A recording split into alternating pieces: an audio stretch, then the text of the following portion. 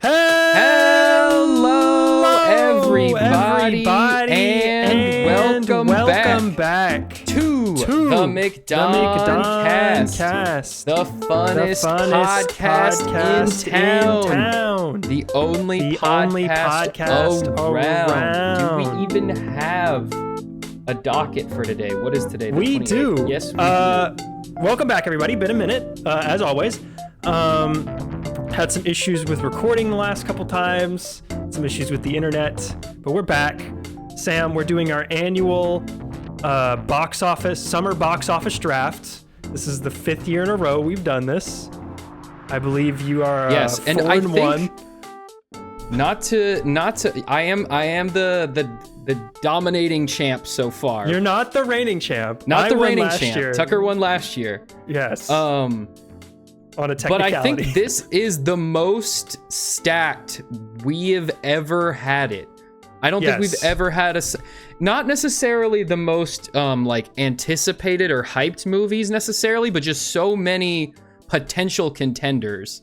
Well, a lot of big blockbusters this summer. A lot of cool movies that probably won't make our list, but I'm really excited to at least bring up and get on people's radar a little bit. Also, a lot of untested stuff. A lot of stuff that is follow-up to COVID era movies, and so they're just kind of hard to gauge. And then a couple of big original swings. Yeah, so we really hard have to feel out. An interesting year here. So I'm excited to talk about that. And then the other thing we're going to do today, Sam, is a bit of what I'm calling the Q1 catch-up. We're at the end of April, so first 4 months of the year are down. And right before we get into the summer, I want to talk about a lot of the big television shows that have either just wrapped up their seasons or are currently airing, and then a couple of movies that you saw or I saw or maybe we both saw. Give a quick couple of thoughts on that, and then maybe we'll hit a couple of the hot news items from the past couple of weeks. But yeah, bulk of the show is going to be the summer box office predictions. Just a few housekeeping things before we get started properly, though. We are, of course, available where you're probably listening to this on the McDon Media YouTube channel. We're also on Spotify, Apple Podcasts, all that. All of our branding changed relatively recently, but it's the same podcast. It's the same places. Just it looks different. Hopefully it looks better because I spent a while redesigning that. But yeah, we're available at. We will not have a show next week. We're busy and I will be moving around. 2 weeks from now, we will have a show where we're going to talk about Mortal Kombat 2. The Punisher special is about to come out. I don't even know if you remember that's happening. I keep seeing stuff for that on Twitter. Yeah. Like little teasers. Daredevil season 2 is about to wrap up, and then Maul is about to wrap up. So a lot going on. Again, we are getting into the nerd trenches of the big time of World War Nerd. That's what I'm calling the summer World War Nerd this year. World War Nerd. Yeah, there's unlike a the lot. real life World War. Yeah, well, we gotta do something. We gotta be doing something. Yeah. So let me give you guys our world famous brief rundown of the week. What is going on? First, we gotta do some catch up. We haven't done an episode in like a month. We got stuff to talk about. Then we have, like we just said, box office prediction. So we kind of already did our brief rundown. But I have to say that we're doing a brief rundown for it to count. So there's your brief rundown. We should make brief rundown t-shirts. We should get the totally merch store up and running. It's always been an option. If only anyone would take the time to do that. All right, Sam. Do you want to hit the movies and TV first, or do you want to hit some of the news stories first? What's up to you? Let's start with news. We usually do news first. Let's do news. All right. So I'm going to start with the CinemaCon highlights, and then we can get to the merger maybe at the end. So CinemaCon was 2 weeks ago. All of the major studios had a presentation except for Lionsgate.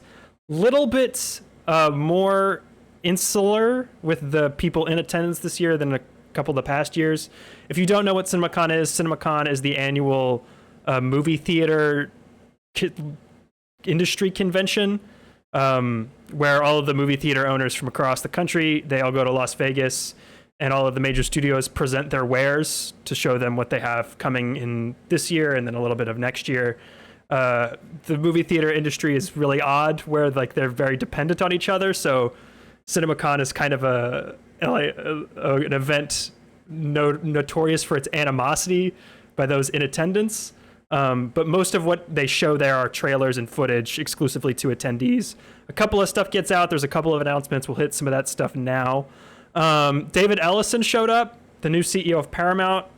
They had a big presentation in terms of like pomp and circumstance.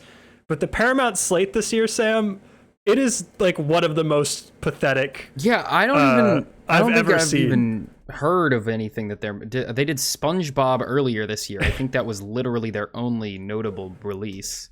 So this is what they have left on the calendar for 26 Paramount. The Billie Eilish concert movie co-directed by James Cameron. Yeah, that's not a real thing. That does not matter at all. Passenger, which is a tiny little horror movie. They have the Scary Movie reboot, which I actually think that will would probably be big. Doing pretty well. They have a new Jackass, which is mostly just reused old footage they've recut into a movie. Yeah, because so that they could fill a date on the calendar. Yeah. Paw Patrol, Avatar, Aang, the new animated Avatar movie, is not even releasing in theaters and which is not going to theaters. It was going to go to theaters, and then they decided to move it to a streaming release because David Ellison doesn't know what it is. And out of anger, one of the people who worked on the movie leaked the entire thing online. Yes. They have Street Fighter, which they made a big show of at their presentation this year. They think Street Fighter is going to be big. I remember that a trailer for Street Fighter came out, and then I forgot that it wasn't Mortal Kombat, and because it was totally erased from my memory. I saw that trailer, and as I was watching it, I was like, oh yeah, Mortal Kombat 2 is coming out. And Street Fighter's popular, right? This is not nothing. And it looks fine. It looks campy. It looks like what people would want. There is a campy Street Fighter movie already in existence. Yeah, but that one's old. And by old, I mean it's from before 2005. And that's where that clip of M. Bison going, of course, is from. I had a conversation with someone the other day where she told me she doesn't watch old movies, and I was like, what is considered old? I was like, would you watch a movie from 1995? And she was like, absolutely not. Nothing before 2010. And I was like, you're not a real human being. I just don't watch movies. I enjoy being alone and sad. I hate sunshine. I hate rainbows. Then they have an Ebenezer, A Christmas Carol movie starring Johnny Depp, who was in attendance at CinemaCon.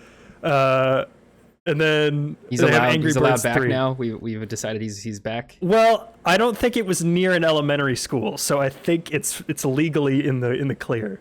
Did Johnny Depp do a pedophilia? I don't remember that. No, he didn't. What did he was never convicted of anything, right? No. He got accused by Amber Heard of a bunch of stuff. Right, there was the whole trial with that. And then it was like, no, actually, you're crazy and you pooped on my bed. And then everyone was like, oh, okay, never mind. We're sorry, Johnny Depp, for firing you from everything. Amber Heard, not in any major studio's upcoming schedule. Yes. Sony showed off some footage from Resident Evil, the Zach Cregger movie, which is apparently about a hospital courier who... It's kind of like a One Long Night type deal where the Evil Dead zombies are running after him and it's all kind of in one contained location. People said it looked cool.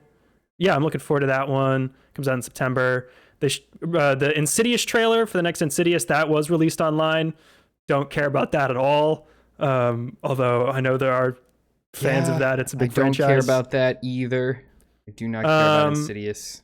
They released 3 images of the next Spider-Verse movie, which comes out in June of 2027. I remember I pictures. sent those to one of my friends, and they were like, oh, that's AI. And I was like, no, it's from Sony's Twitter account. So it's not AI.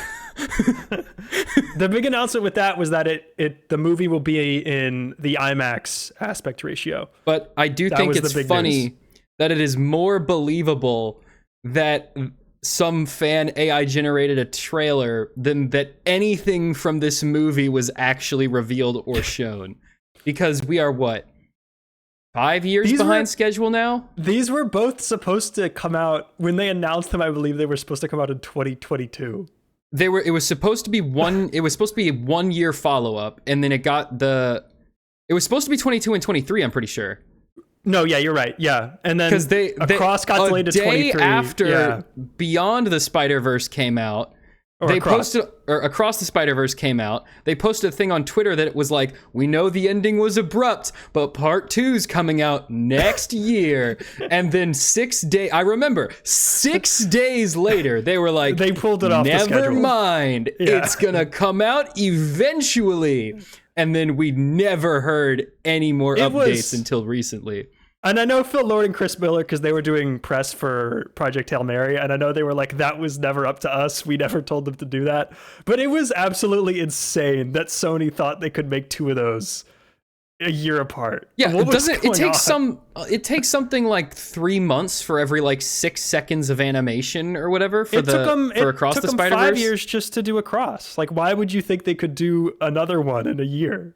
Unless they thought that it was like already done, but to my knowledge, they were still finalizing. They hadn't even finished the script when. Yeah, well, the way Across the Lord and Spider-Verse Miller came out. work, Lord and Miller are like doing script changes up until like a month before the movie comes out. So like you would know that already going into it. I don't know why you would schedule it that way. Anyway, Sony also revealed the title of the next Jumanji. It's Jumanji Open World. That's a clever title. I like Everyone's that. back. That's fun.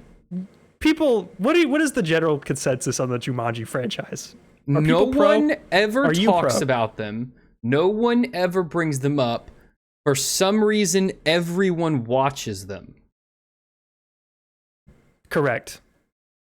What even happened in the last one? I remember Danny DeVito was in it. I think probably that was where the grandparents got Jumanji'd. The grandparents found their video game. Right. And the grandparents got Jumanji. It was Danny DeVito and Danny Glover were the grandparents? Yeah. Probably. I remember Danny DeVito. I don't remember the rest. I remember it ends on like a cliffhanger for part 3. And then I guess, I don't know why it took them 7 years to get this one going. But The Rock's a busy guy. He was doing punching. True. He was doing Smashing Machine and he did spend 4 years doing Black Adam, which, that was a big win. Was that in between? That was in between. When did the last Jumanji come out? 2019. It was pre-COVID. It came out the same weekend as Rise of Skywalker. He's been a busy guy. He rose and fell in that time. Is this going to be his big comeback? Do you sense a Rock comeback coming? I don't. That's never happening. Do you think that could happen? Is it possible? Maybe. What do you think? I don't know what it would take to do that, though. But do people not like him, or do they just not think he's a big star anymore? I think they acknowledge that he's a big star. I don't think it's either. I think it's just that like the thing that he does is not super in right now, and I don't know when it would be back. What? Be like The Rock in a movie. Like, wow, look, it's The Rock. He's gonna punch some guys and blow things up. Do you think it's because he's too far removed from being the wrestler The Rock? And now I don't think that has mattered. There's like no novelty. Long time. I don't think that's there's been no a thing novelty to him being time. in something anymore. It's just I think he's that's in part. I think that's part now. of it. But yeah. I don't think that it's. I don't think that it's because he's been away from the ring too long. He just did the WWE like last year. He's been a wrestler like very recently. I think honestly that's more detrimental to his career than a boost. Like that's a sign that like he got no other work, and then the WWE was like, well, you can always come back here, and he was like, I guess. Because he wasn't even like a main character. He was like a supporting character for like this other villain that they were building up to fight John Cena. He just quit too. Well, he just had his retire. He just retired. Yeah. There's a trailer for. I know you're looking forward to this one. There was a trailer for Godzilla Minus Zero. Yes. Which is coming later this year. I just showed a couple of my friends Godzilla Minus One the other day. Yeah. I'm so incredible excited. movie. I want one of the best of 2023. Hideki Anno can make anything, and I will go watch it. He's also doing the no, never mind. He gave away Evangelion to the Yoko Taro. We had this discussion the other day. Yeah. You get these people mixed up. Well, they're basically the same guy. The writer-director of this movie is Takashi Yamazaki, who did the last one. And then he also at CinemaCon announced that he's doing an original movie for Sony in 2028. So I believe this will be his last Godzilla thing, and then he's going to move on to do some other stuff. But he promised Godzilla's going to come to New York. The family from the first movie is going to come back. It's going to be a direct follow-up. Curious to see. There will be other monsters, I believe. He also confirmed it won't just be Godzilla. What the deal with that is, because we know at the end, big spoilers for Godzilla -1. Right. At the end of the movie, they super kill Godzilla, but his heart is like still beating, and then he starts to regenerate at the bottom of the ocean.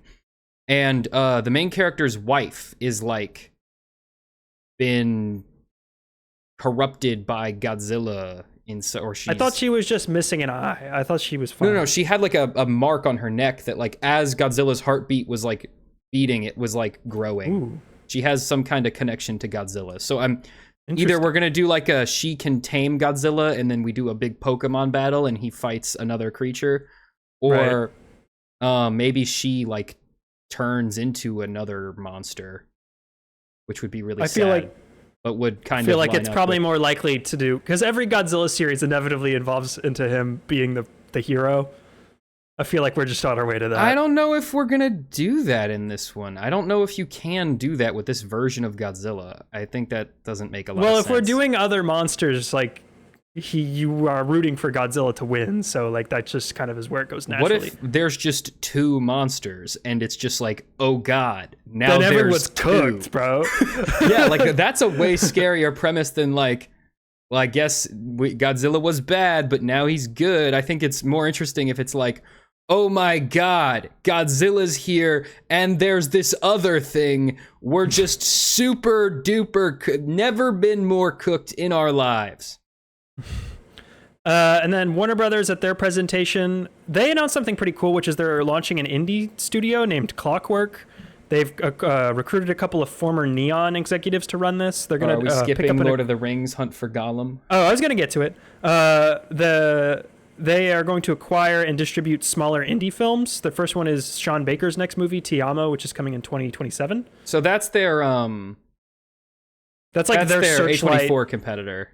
Yeah, that is like their like Disney has Searchlight, Universal has Focus. Yeah, and that's then they'll their have Clockwork. Special weird movie distributor guy. I think that's cool. They showed some footage from Dune Part 3, the first 7 minutes, which people have described as Saving Private Ryan, but in space. I mean, I was already on board, but I'm even more on board now. I don't know what that You've seen means. Saving Private Ryan. Yeah, no. You know the opening of Saving Private familiar Ryan? with Saving Private Ryan. I'm not sure what that means in the context of Dune. Oh, okay. You know how the opening is the storming the beaches of Normandy of Private Ryan? Oh, I see. It's that, okay. but so it's a Dune montage guys. of him taking over the galaxy. We already knew that was.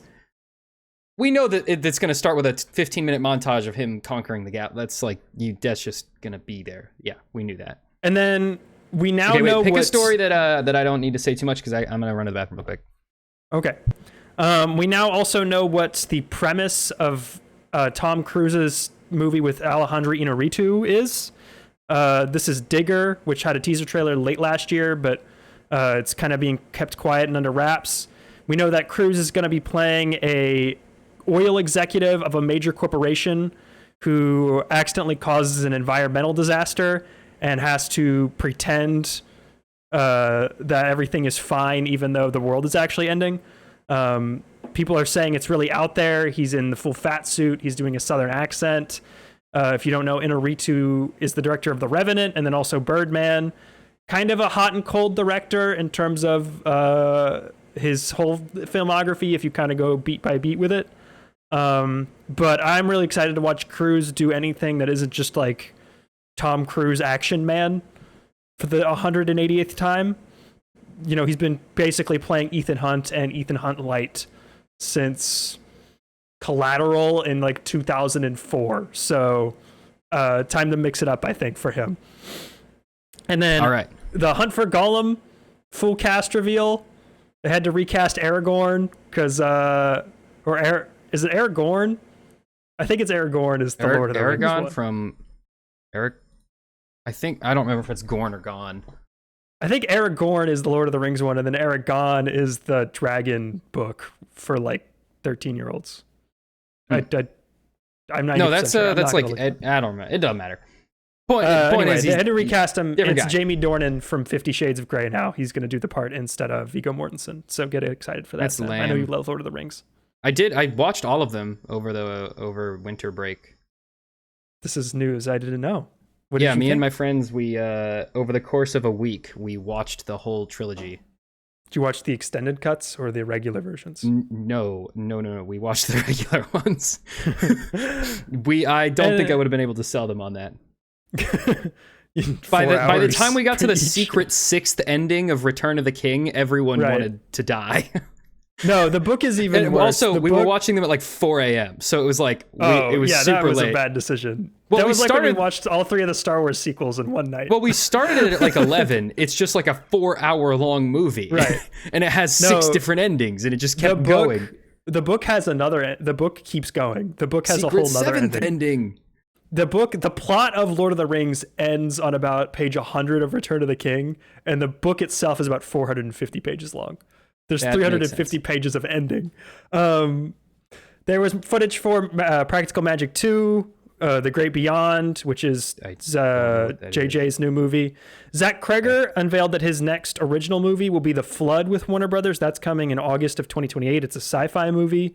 And then he is co-writing but not directing the Gladys prequel, which will also come out in 2028. So we don't know who's doing that one yet, but that is also happening. And that is pretty much all the big news out of CinemaCon. Universal had trailers for Fokker and Law, showed a new trailer for Disclosure Day. Amazon, you probably did see this. Amazon unveiled a tiny teaser for Spaceballs 2, and then also unveiled the title is Spaceballs, it's just the new one. Isn't it just Mel? Is it Mel Gibson? Who's the It's Mel director? Brooks, yeah. Mel Brooks. Mel Brooks is just like, hey, I'm super old. I'm making a still movie. alive. Come see my movie. It's gonna be awesome. I'm super old. And that was basically the teaser. Are you looking forward to Spaceballs 2? I don't care, but I'll watch it. I mean, you enjoy Spaceballs 1. I like Spaceballs. Yeah, I have no problem with Spaceballs. Do you think the general public will even know what this is? I think this needed to come out 3 years ago. 3 is being generous. I think this needed to probably come out like 15 years ago. No. I mean, like, because obviously it's too late to parody the prequels now. It's got to be the sequel trilogy. It's the sequels, yeah. If we were going to do the sequel trilogy, this needed to come out 3 years ago.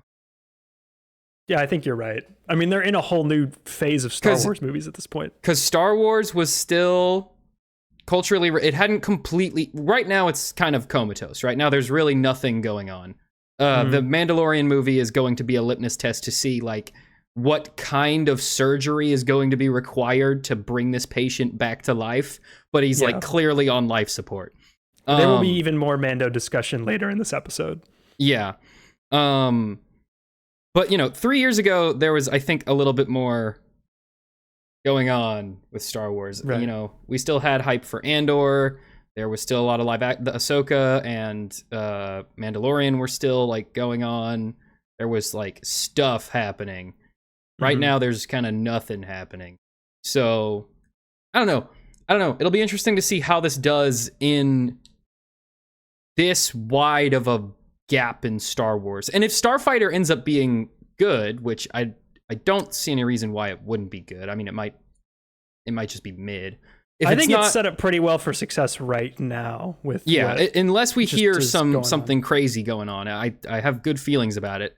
That might kind of move their brand image into a slightly more positive space.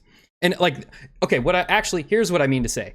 This movie needed to come out when, like, people still remembered Star Wars enough to hate it, but not right now. People just feel nothing towards Star Wars. I think they don't really, it's been too long since the sequels for them to hate it, but there's nothing new for them to be excited about. So everyone's just kind of meh about Star Wars right now. This needed to come out like a year after, Rise of Skywalker. Like, it needed to come out. This is making fun of it. Star Wars so maybe hate. this is a good time. People are kind of on the fence about it. Maybe they're in the mood for having a laugh at its expense. No, but that's what I'm saying. Like, right now, people feel nothing towards it. It's like, I don't care.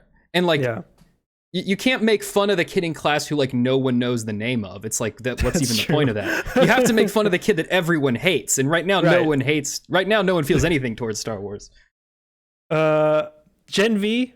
Oh, moving out of CinemaCon now. Gen V got canceled after 2 seasons. I think everyone kind of saw this coming. Viewership for 2 was way down. Did you even finish season 2? No, because they never made season 2. They made some random third unrelated semi-prequel to The Boys season 5, and I don't care. Which these characters are yet to show up in the new season of The Boys. We did not resolve a single plot thread from the first season, so I don't care. Yeah.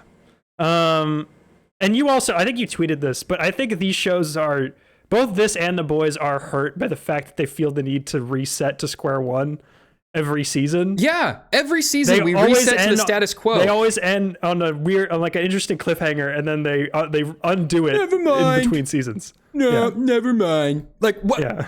Then why did we do that, guys? Like season 4 of The Boys ends with like all of them being arrested, right? And then season 5 they're like, by the end of the first episode. Never mind. Huey's in jail for like 30 minutes. It's very and I guess this makes sense because Eric Kripke started his big break with Supernatural, but it feels very CW show coded. Where like every CW, like the Flash, the end of every season they end on a big event happening, and then by the end of the first episode of the next season it would be undone, just so that they could get new viewers on the same page as everyone else. Yeah, that was. I felt like even the Flash handled it better, though. No, but like, remember how Flashpoint they did on the show, and the Flashpoint that lasted an episode? Like by episode 2, they were back to normal. That was more because of the scale of what the CW network was capable of producing. I don't think that, like, The Boys totally, if the Flash was a Amazon original, you totally could have done like a proper, fully fleshed out Flashpoint, because you would have had a $200 million season budget. But it wasn't even like they didn't do the comic. It's like they didn't even explore the idea. Like even in a context of their own show, they probably could have spent like at least 5 or 6 episodes meeting different versions of all the characters. They didn't really do Flashpoint. They didn't do anything. They just did like something else.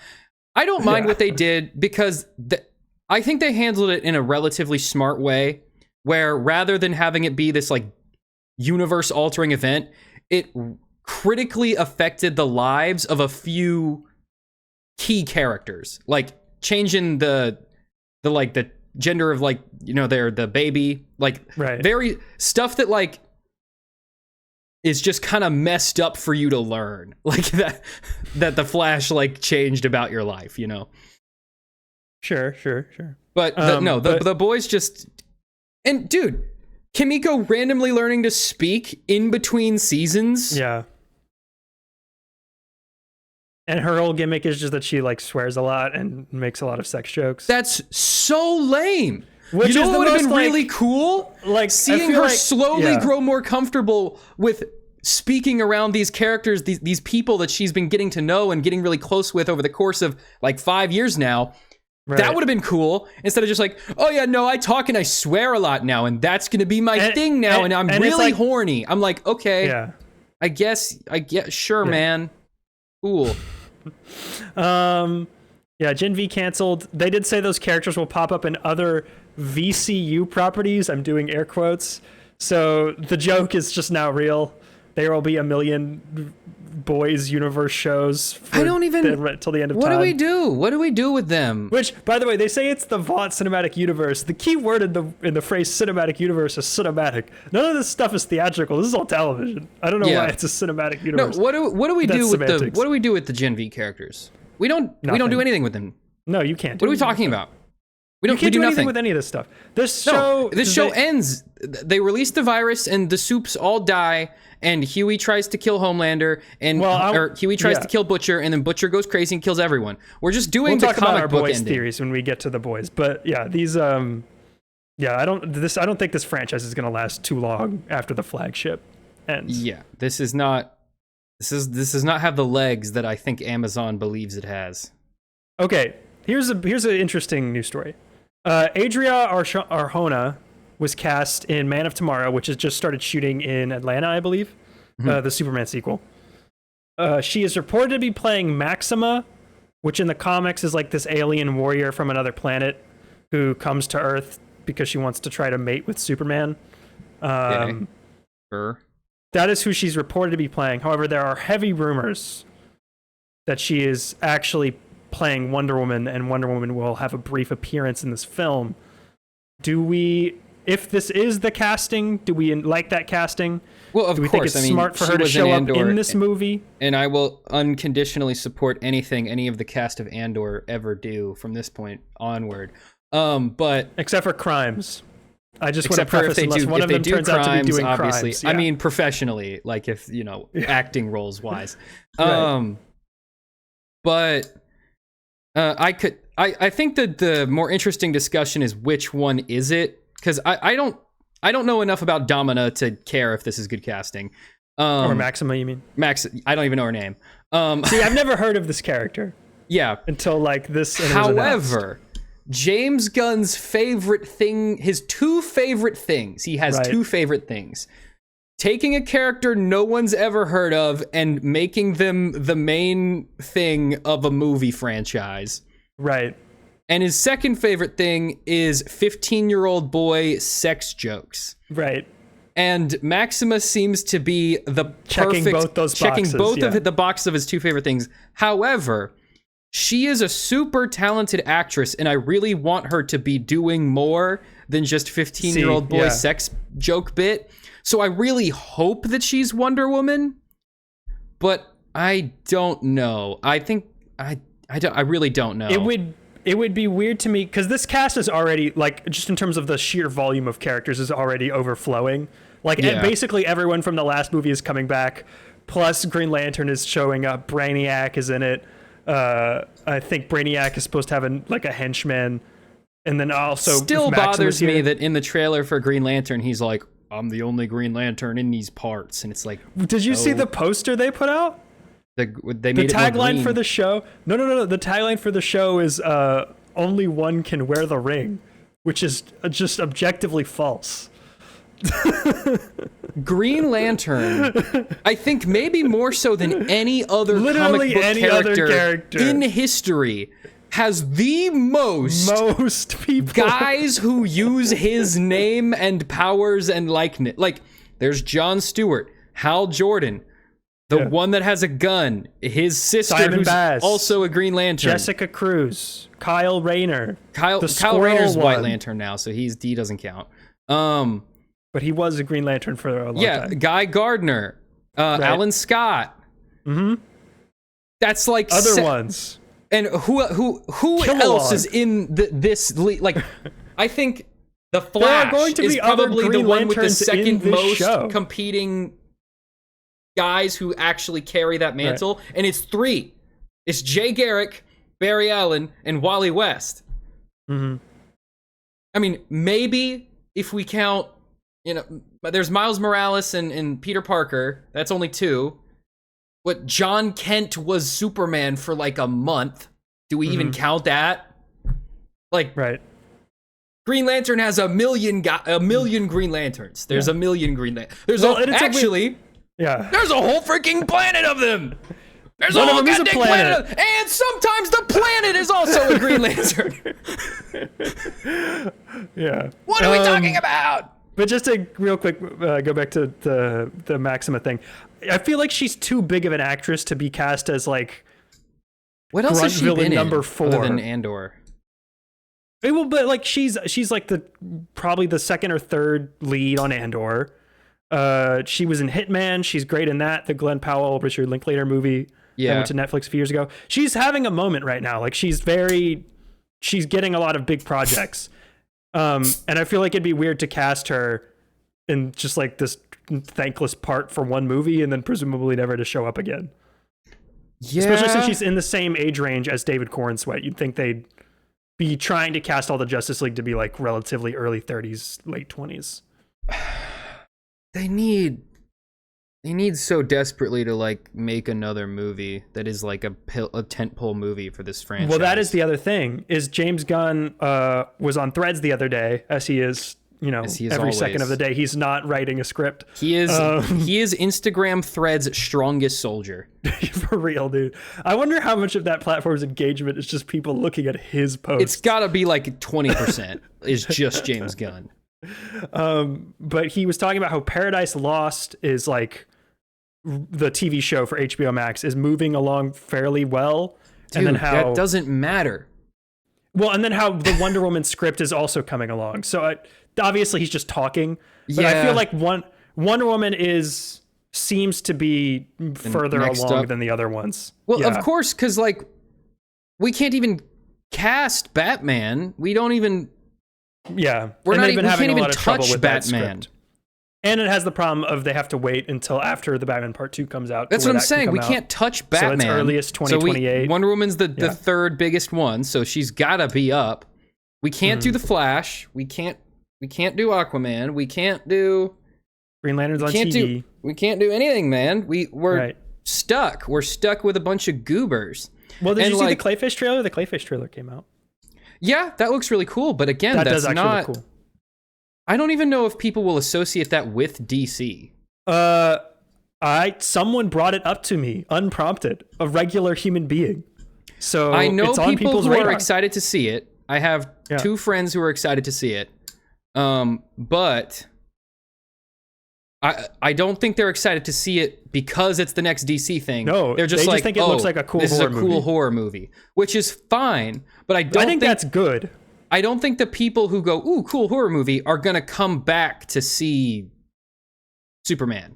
I don't think there's a lot of crossover there. That's very good for that movie that they can make a movie like that and it hopefully can do well and they can be able to make weird one-offs.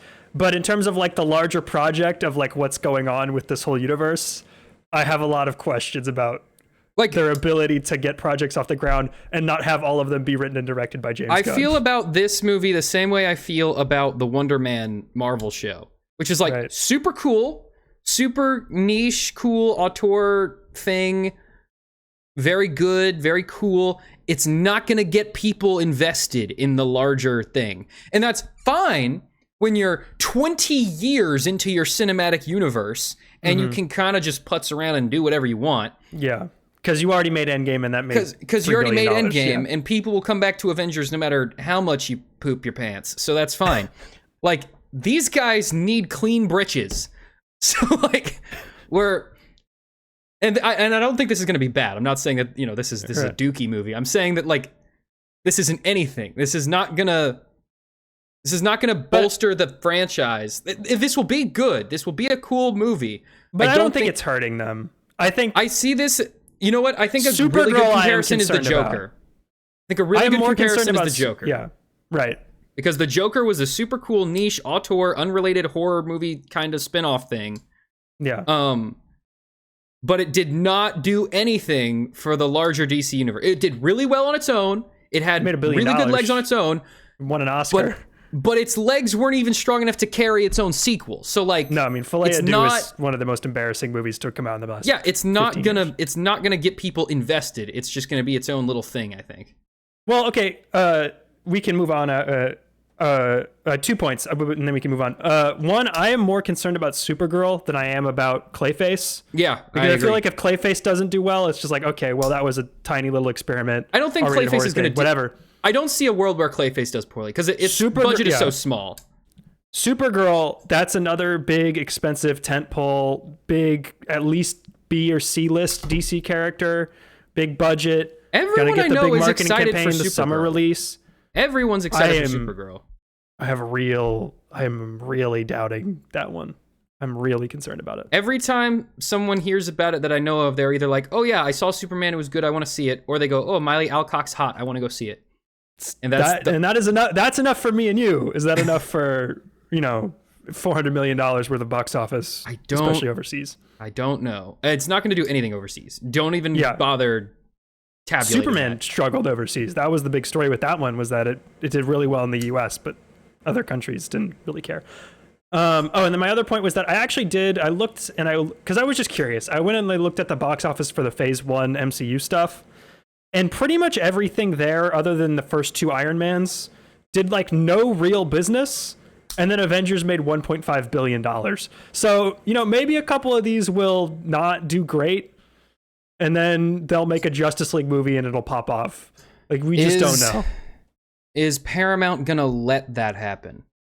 Are they going to let James Gunn ride a middling wave of solo superhero movies until he can get to Justice League? Or are they going to can it before they get the chance? Well, yeah, I guess we can kind of segue this into the Paramount discussion, but I have no clue. I have no idea. I'm guessing David Ellison has an idea of what he'd like to do with DC, but I would think I put it in the group chat. One of their things got canceled. Which, the Authority. Yeah, the Authority has been fully canned. Yeah. And I don't really see much difference between the Authority and any other project they have in the works right now. My question with David Ellison is, like, even if he has an idea of how he wants this to run, is firing James Gunn a good decision? Because I would think it isn't. Like, obviously, I don't know, everyone loves his stuff. Superman was not, like, the biggest hit of all time. People probably think he's on Threads too much. But, like, he is a proven blockbuster film director. Right. And his movies do well and get good reviews. And you don't want to alienate him and completely kick him out the building. You have to consider just not a good idea. What David Ellison's expertise is in, what his background is, and that's reverse business. That's true. So he might fire everyone and put Taylor Sheridan in charge of the DC franchise. Yeah, I can. Like, no, I would think he would be smart enough to know that rebooting this again would be a catastrophic decision that will just not work at all. You know what it would be? The most reverse business thing you can possibly do. That's true. I feel like he'd be more likely to just come in and cut budgets and be more watchful over what they're putting into development. I think his plan with Warner Brothers, even think that would necessarily be a bad thing. I think someone needs to come in and go, James, stop making Amanda Waller movie. Stop making Sludge Guy movie. How about Wonder Woman, buddy? How about Green Lantern? How about The Flash? How about some of these characters people care? How about Martian Manhunter even? Honestly, I think their main problem is I think they just need to stop announcing stuff. Just make what is in development and stop putting in new projects. No. Okay, you got to remember, this is DC. They can't survive unless they announce 25 projects every 10 years and then make 4 of them. They don't know any other way. They can't figure it out. But I feel like one of my friends who is recently started like watching the podcast was like, man, it seems like DC announces a lot of stuff and then never makes it. And I was like, oh man, welcome to the club, buddy. Welcome to the club. I'm glad there's someone else here with us. Cause I think they do that more than anyone else ever. Star Wars is getting there because they announced like 10 movies and so far we've made none of them. But it's a weird thing where like, and it's not all them because a lot of it, like, it just leaks. Like they'll just talk to writers about a project and then that writer will tell their agent and their agent will tell the Hollywood Reporter. But like twice now they have done like, we're making 30 movies and then they make like 5 of them. I put it in the group chat the other day. I was like, that video James Gunn did where he was just like on a green screen, just reading off a list of movies and television shows that they haven't made. That'll go down as one of the most like questionable, embarrassing decisions. It's the same as that. Like, why did you do that at all? Yeah, I think it was the 2012. It was 2012 or 2013 DC Comic Con panel. I believe it was 13. It was specifically the one where they announced Batman versus Superman one. Yeah, it was specifically the one where they announced that The Rock was going to be playing Black Adam, because that was the same one that they announced their whole slate of DCU movies, and they made, I think, actually like maybe 7 of them. I think they made 4. They made maybe 5. 2 Suicide Squads. Shazam and Black Adam were initially supposed to be one movie. Yeah, he was originally the Shazam, which did get made. It was really just Shazam 1, so that did happen. And then Aquaman happened, Wonder Woman happened, and I guess The Flash technically happened. Yeah, like Although 9 years behind schedule. And it changed what it was like 14 times. And then Cyborg and Green Lantern Corps, those never happened. The Batman movie with Ben Affleck never happened. Although that eventually just turned into the Robert Pattinson version, so that kind of eventually came to fruition. So like we can kind of sort of give them credit for like 7 movies, I think. Either way, they just need to. Right now, if I were him, one, I would probably hire someone to help me run the studio, because I know Peter Safran is doing like the managing the day-to-day stuff, but I question the idea of I'm going to write and direct the Superman movie and then also be shepherding 14 movies and television shows at the same time. Because a key thing about that no one would talk about is that, yeah, you can probably, review scripts and be in meetings and look at cuts and dailies while making a movie. But what you're not doing is you're not watching other movies and television shows. Yeah. And 90% of your job as a studio executive is finding talent to handle these projects. And the big thing with DC Studios, and we talked about this when he took over that job in 2022, and it's proven to be a real issue, is attracting talent. They have not been able to get other big name writer directors to come in and be excited about developing projects. And I think part of that is that it's really hard to be in the loop about who's working and who's doing good stuff when you're not, you don't have the time to watch anything. Now, Tucker, you're forgetting J.J. Abrams' dark DC universe. That is still sort of not been canceled. No, that's not happening. That is not. It's never been canceled. It was never real. The Zatanna movie might happen one day. No, but what happened was he took $200 million from Warner Brothers and then did nothing. I know, yeah, I'm fully aware. Okay, let's talk about this Paramount deal. Let's talk about where we're at. We don't have time to break it down in full. We'd be here for 4 hours, but it is moving forward. It was approved by the Warner Brothers board of directors with, I believe, 100% approval. I think everyone voted for it. What was not approved was David Zaslav, Warner Brothers CEO's compensation package. He was supposed to be paid $700 million for selling this company. That's value he tanked since he became in charge of it. That was voted down, so he will still get paid a large and immoral sum of money. It just won't be as much money. But yeah, it's heading for approval. It still needs...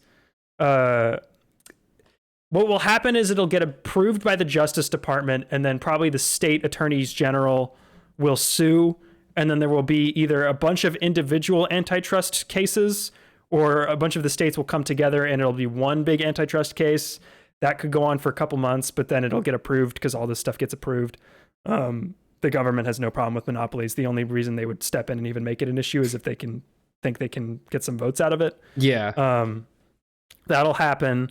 And then 50% of the company will be owned by Saudi investment funds, although the Ellisons claim they will have no input into how the company is run, which is just hilarious. Sam, famously, if you own half a company, you get no say and would have no leverage over the other half of the company. No. Especially not a company that owns like half of the news networks. No, yeah, of course. As a foreign nation, you'd have no interest in that. Absolutely not. Not at all. It's so funny to me that they're like super pro-Israel and then also having no problem like teaming up with a bunch of Saudi. They don't. Okay, guys. They're not a fan of Israel not because of like anything they've done, but because they are jealous of their position and they would like to be America's number one guy in the region. Right. And they think that if they buy enough of our stuff, that they'll be able to, over time, take that position. And then, yeah, what will happen is they will cut a couple 100,000 jobs, probably sell off one of the studio lots, cancel a bunch of projects. The theatrical slate, they're promising 30 movies a year. That's not going to happen. That's a lie. We know that because when Disney bought Fox, they promised that they would continue to make 12, 13 movies a year, and now they make like 4. So yeah, obviously that's not going to happen. And then they will eventually combine HBO Max and Paramount Plus into one service, and it'll cost probably double the amount that those cost now. Yeah, a lot of just bad stuff. It'll probably be finished by the end of the year. We'll see what happens with these state antitrust lawsuits. Those could keep it kind of in the gray area for a while. But yeah, that's pretty much where we're at. Yeah. Eventually, we could go through one by one and be like, what would happen with the Warner Brothers movie studio? What are they going to do with DC? What are they going to do with HBO? A lot of very big questions.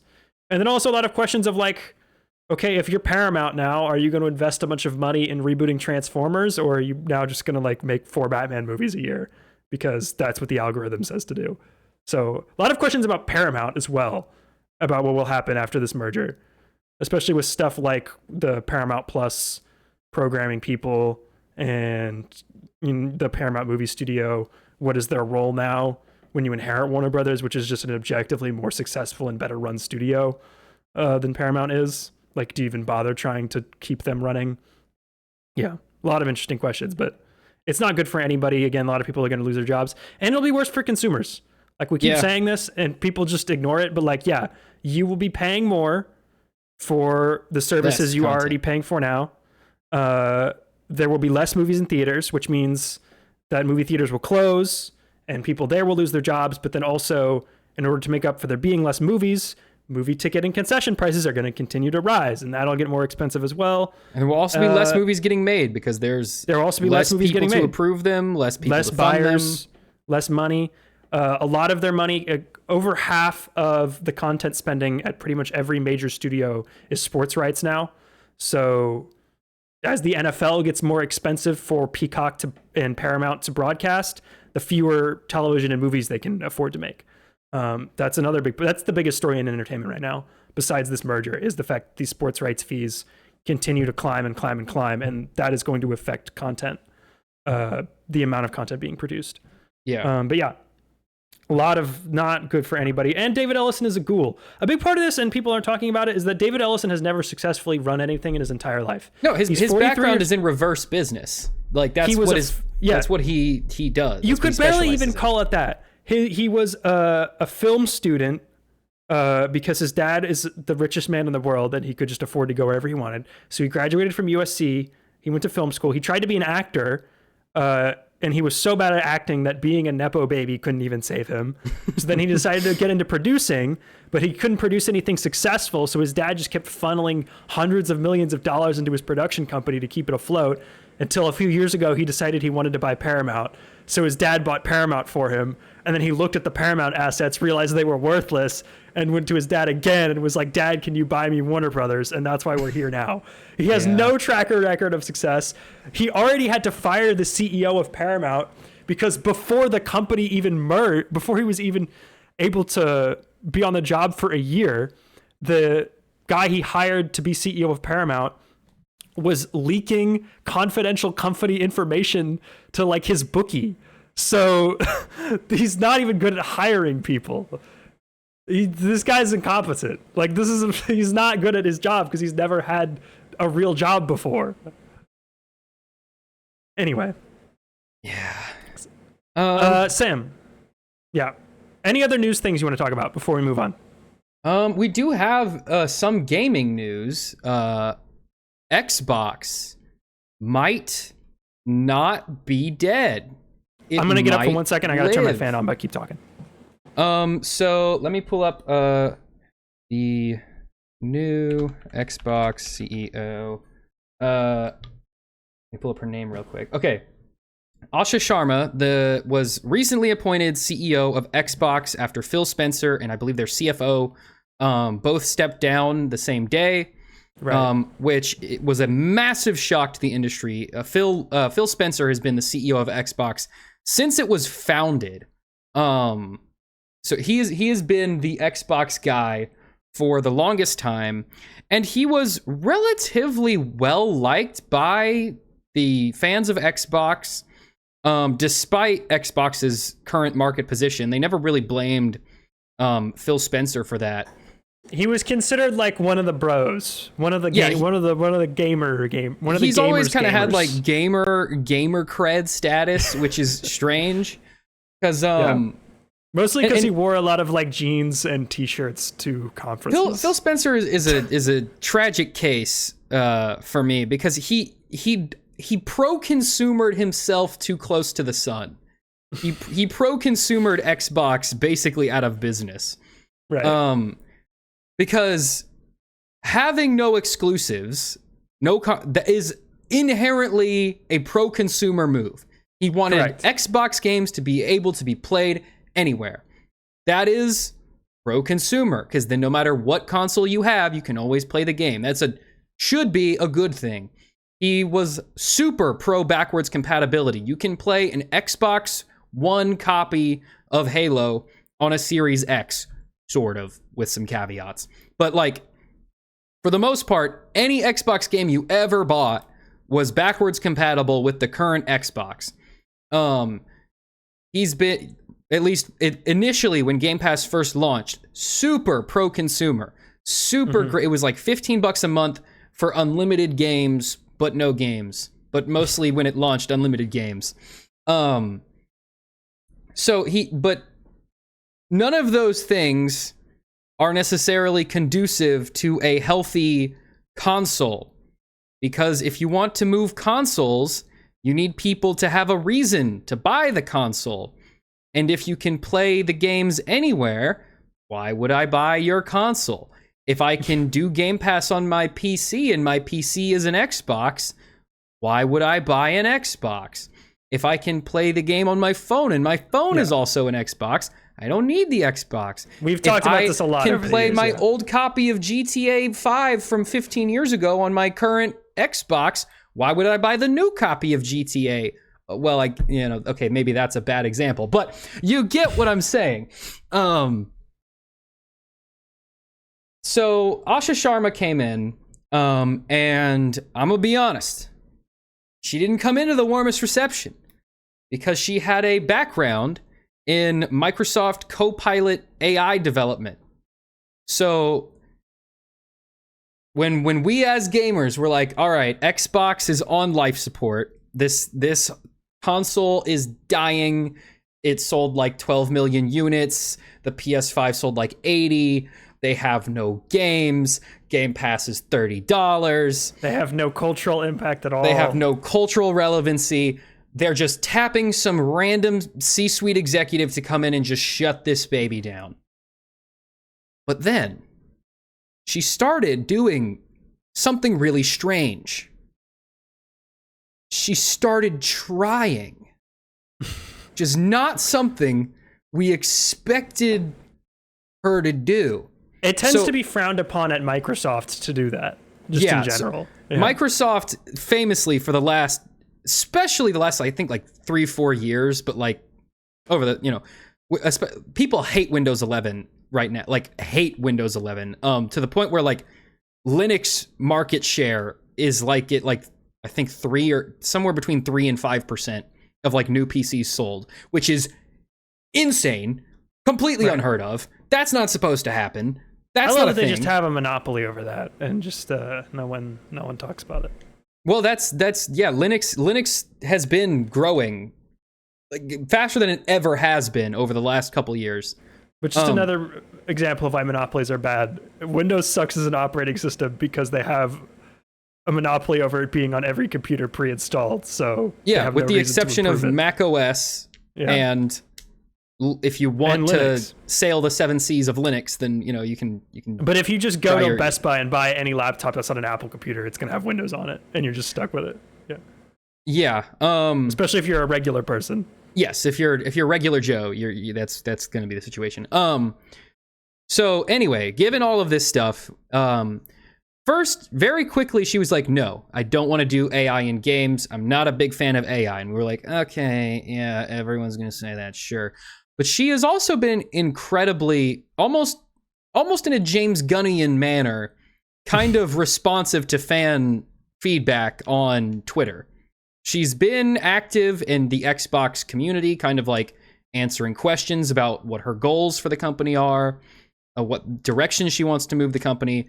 She is strongly considering, and I think she can't outright say it right now, but she wants to bring back console exclusives.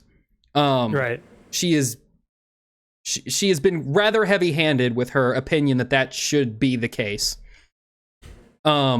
She rebranded Microsoft Gaming from Microsoft Gaming to Xbox, which that's a pretty just kind of, I don't know.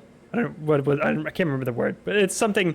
She's just kind of signaling to the fans with that one. Like, it doesn't actually mean anything, but it is. Yeah, but it's like, oh, she kind of cares about this a little bit. In philosophy, yeah. And that's a very, like, in touch with the community thing to do. Right. Because the streets hate Microsoft Gaming. Well, and it doesn't mean all anything. the time. People know Xbox. What is a Microsoft Gaming? Yeah. Well, that's one of the biggest criticisms of Microsoft Gaming is that it has no identity. It doesn't mean anything. Yeah. And a lot of fans, specifically on the internet, keep going, I hate that Xbox is now Microsoft Gaming. Even though it never fully was completely changed to that. That's been the ethos of Microsoft and Xbox for a while. The umbrella for the studios they've acquired and killed exactly. over the years. So changing that to Xbox is a good. It's a sign of, it's a gesture of goodwill. Doesn't necessarily mean anything, but it's a gesture of goodwill. She has committed to launching Project Scarlet or whatever the next. I think one. It is Scarlet. They have unveiled what it is. They have not said Scarlet, what. Scarlet was the Xbox.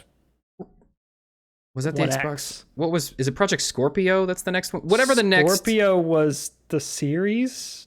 I don't remember. There's another project, whatever, like Xbox in development. Xbox whatever. The point, they have like another one cooking. They're baking another one. She's like, we're going to launch this other Xbox. It's going to happen, which is a good sign. This should be 27, right? Is when we're due for the next gen. Yeah. And so. Yeah. No, now, she also changed the logo of Xbox from the kind of black and white minimalist logo that they've been using for a while back to a kind of almost like an early 2000s glassy translucent green Xbox logo, which I think again is a gesture of like, we're no longer doing this bland thing. We're going back to being cool gamers. You can see her trying to build some sort of brand identity again. But here's the big one. So she made one move that is genuinely consequential and is an actual change to the way Xbox is operating right now.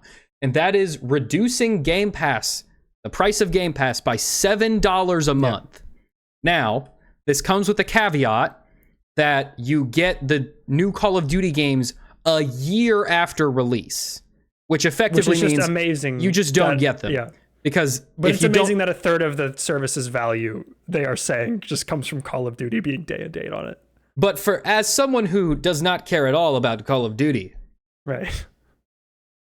That's a pretty good deal. It's a pretty good deal. That's a pretty good deal. It was $25 when I subscribed. Back when I did have Game Pass. Now it's 20. It's cheaper now than it was when I originally got it. Are you no longer a Game Pass subscriber? No, I haven't had Game Pass for a long time. I had like the one that you need for like the internet to work, but that doesn't actually have like 90% of the catalog on there. But that is to me a big sign that we're at least turning the temperature down on Game Pass a little bit. We're reassessing what does and doesn't work about this brand, and we're gonna try some stuff out. I think it's an interesting thing to monitor as we go through the rest of this year and then into next year when the next PlayStation and Xbox consoles launch, presumably. And if I recall, she expressed dissatisfaction with the anything is an Xbox campaign. Because it makes no sense and it was a dumb idea. Yeah, that was a bad idea. All right, Sam, I would like to do the box office draft now because I want to make sure that we get that done, and then we can quickly run through some stuff at the end. Let's go ahead and do the big box office predictions for 2020, the summer, for 2026. Summer box office 2026. So we do this every year. If you don't know how this works, it is the last week of April as we're recording this. The summer box office period we're saying is the first weekend of May through the last weekend of August. So we're going what we think the top 10 highest grossing movies will be during that period domestically. We do domestic because it's easier to keep track on. The reporting is a little bit more accurate. And then also release dates. Some movies come out in July in the US and then don't come out in Japan until October or whatever. So it's just easier if we just do it in the United States. But yeah, big summer this year. We're supposed to have the best summer at the box office since 2019. Yeah, this is shaping up to franchise be IP movies. One of the biggest summers we've had in a decade. I don't know about you, Sam. The top five this year, the order was difficult, but I was pretty certain on what they'd be. The bottom five was a crapshoot. I felt like I was throwing darts, especially as I got to like 8, 9, and 10. I mean, honestly, I think anything could make those spots, but I'm really interested to see what you put in. We're going to go from 10 to 1. Sam's going to tell me what his 10 is. I'll say what my 10 is. And then we'll go 9, 8, 7, 7, all the way up. And then at the end, I'll run off some honorable mentions and then some smaller movies coming out over the summer that I think people will be interested in checking out, even if they're not the giant $400 million blockbusters. But if you are ready to start, I am ready to start, just whenever you are. I need a bottom. I forgot to put a bottom one. You don't have a number 10? Time to throw a dart, buddy. I'll just throw one on Look there. at a name. You know what I'll say? Oh, and then the winner is whoever gets the most on the list right. If we get the same amount on the list right, like we both get 8 of the 10, then we'll go to correct placement. So if, I have 2, 3, and 4 correct in that order, people understand that. And then the winner... I'll say... Oh, sorry. Continue. What does the winner get? What do we think? We got to actually do a prize this year, I feel. I don't know. I feel like it should be something like related. It should be related to the number 1 movie, whatever that ends up being. I feel like it should be something like, if you win, I have to watch an anime thing. Oh, okay. And then I'm down with that. If I win, you have to watch Attack on Titan. One season of Attack on Titan, not the whole thing. If you watch the first season, you'll watch the rest. And then if I win, you have to watch like all of the Muppets Mayhem or something, or like sure.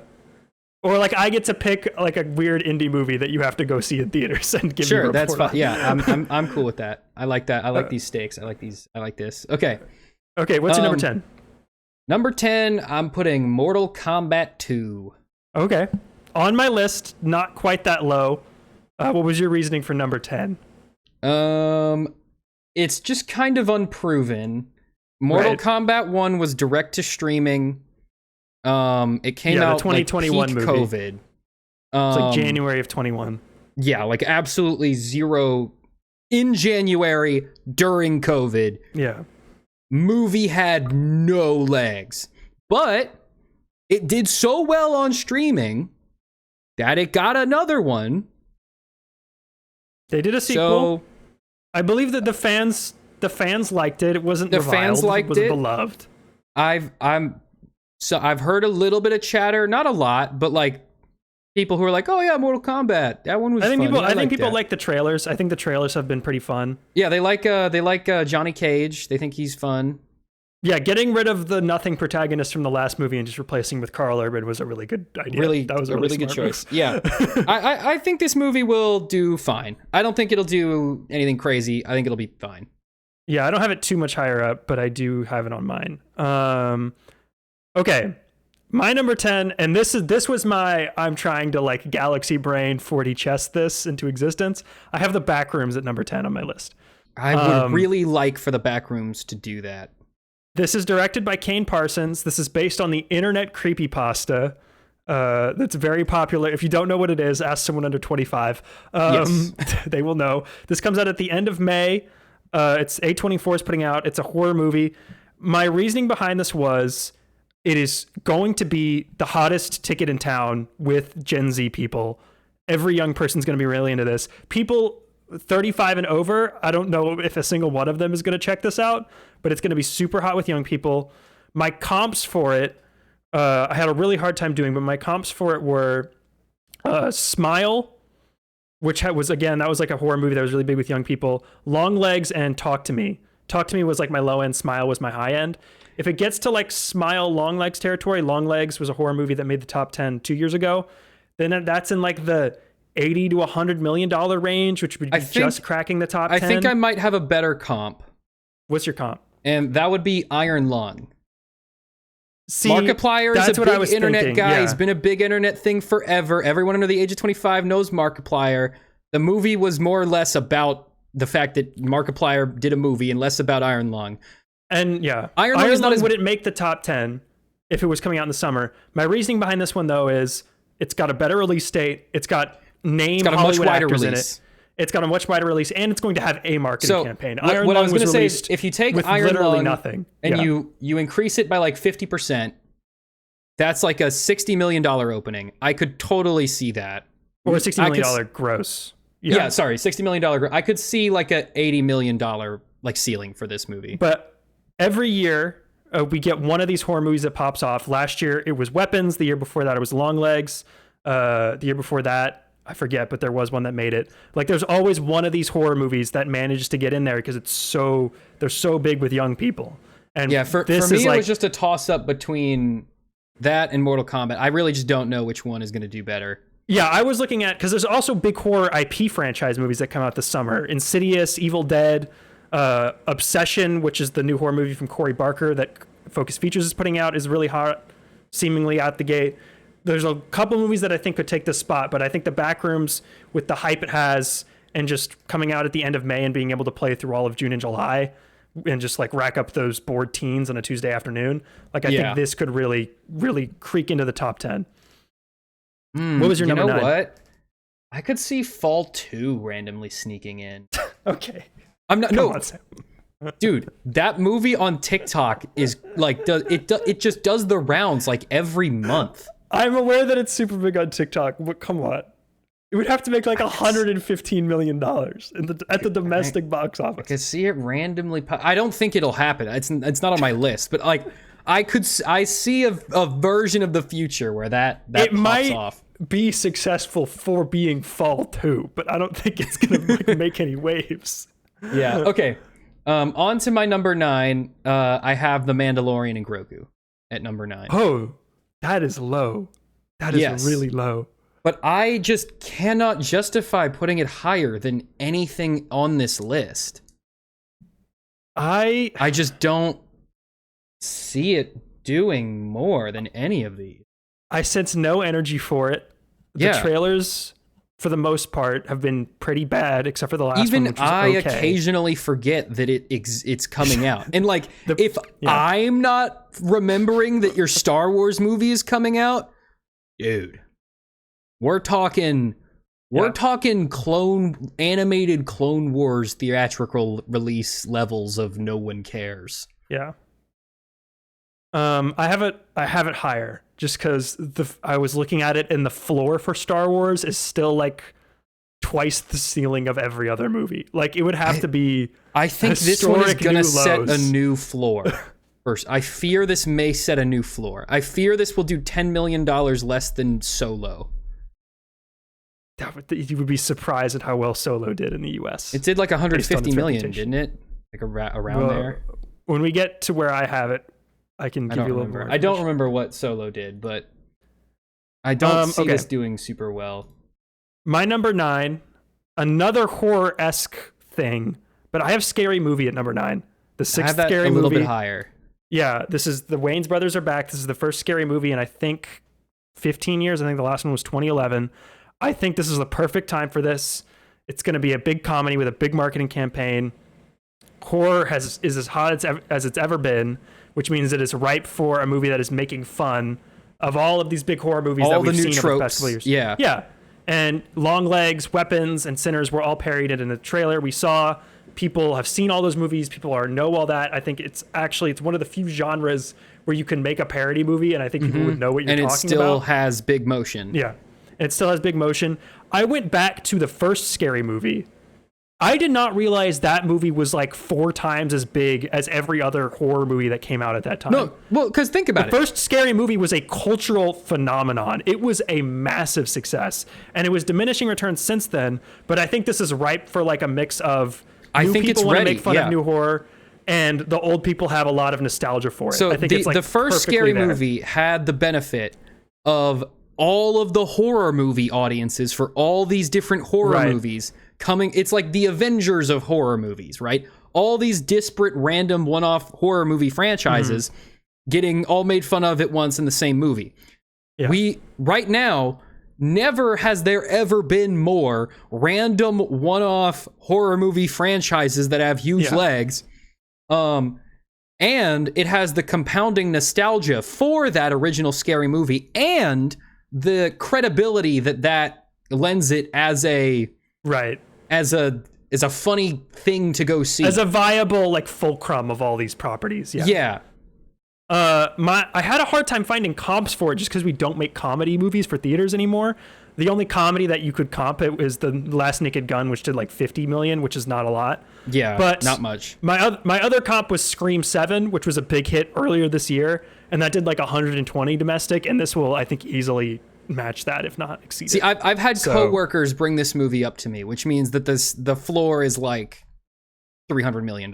Yeah, and I think it's lazy and it's played out, and everyone is sick of it in like the cinephile community of just naming the movie the title of the first one, where this new is just called Scary Movie. But I think this will work because I think there will be a lot of people who don't know this is a franchise and will just walk up assuming. Yeah, because it's been a really long time, and it is simultaneously making fun of the fact that every single horror movie franchise reboot did that exact same thing. Okay, what's your number 8? My number 8 is Supergirl. Okay. Did not make my list. I could totally see it just doing nothing, but I think people like Superman enough that like it might just do fine. People like James Gunn. I don't know. I don't think it'll do less than Mortal Kombat. I don't think it'll. This was Craig Gillespie directed this. He's James Gunn produced it, but he is not the filmmaker. Right. It doesn't matter. Because his name's all over it.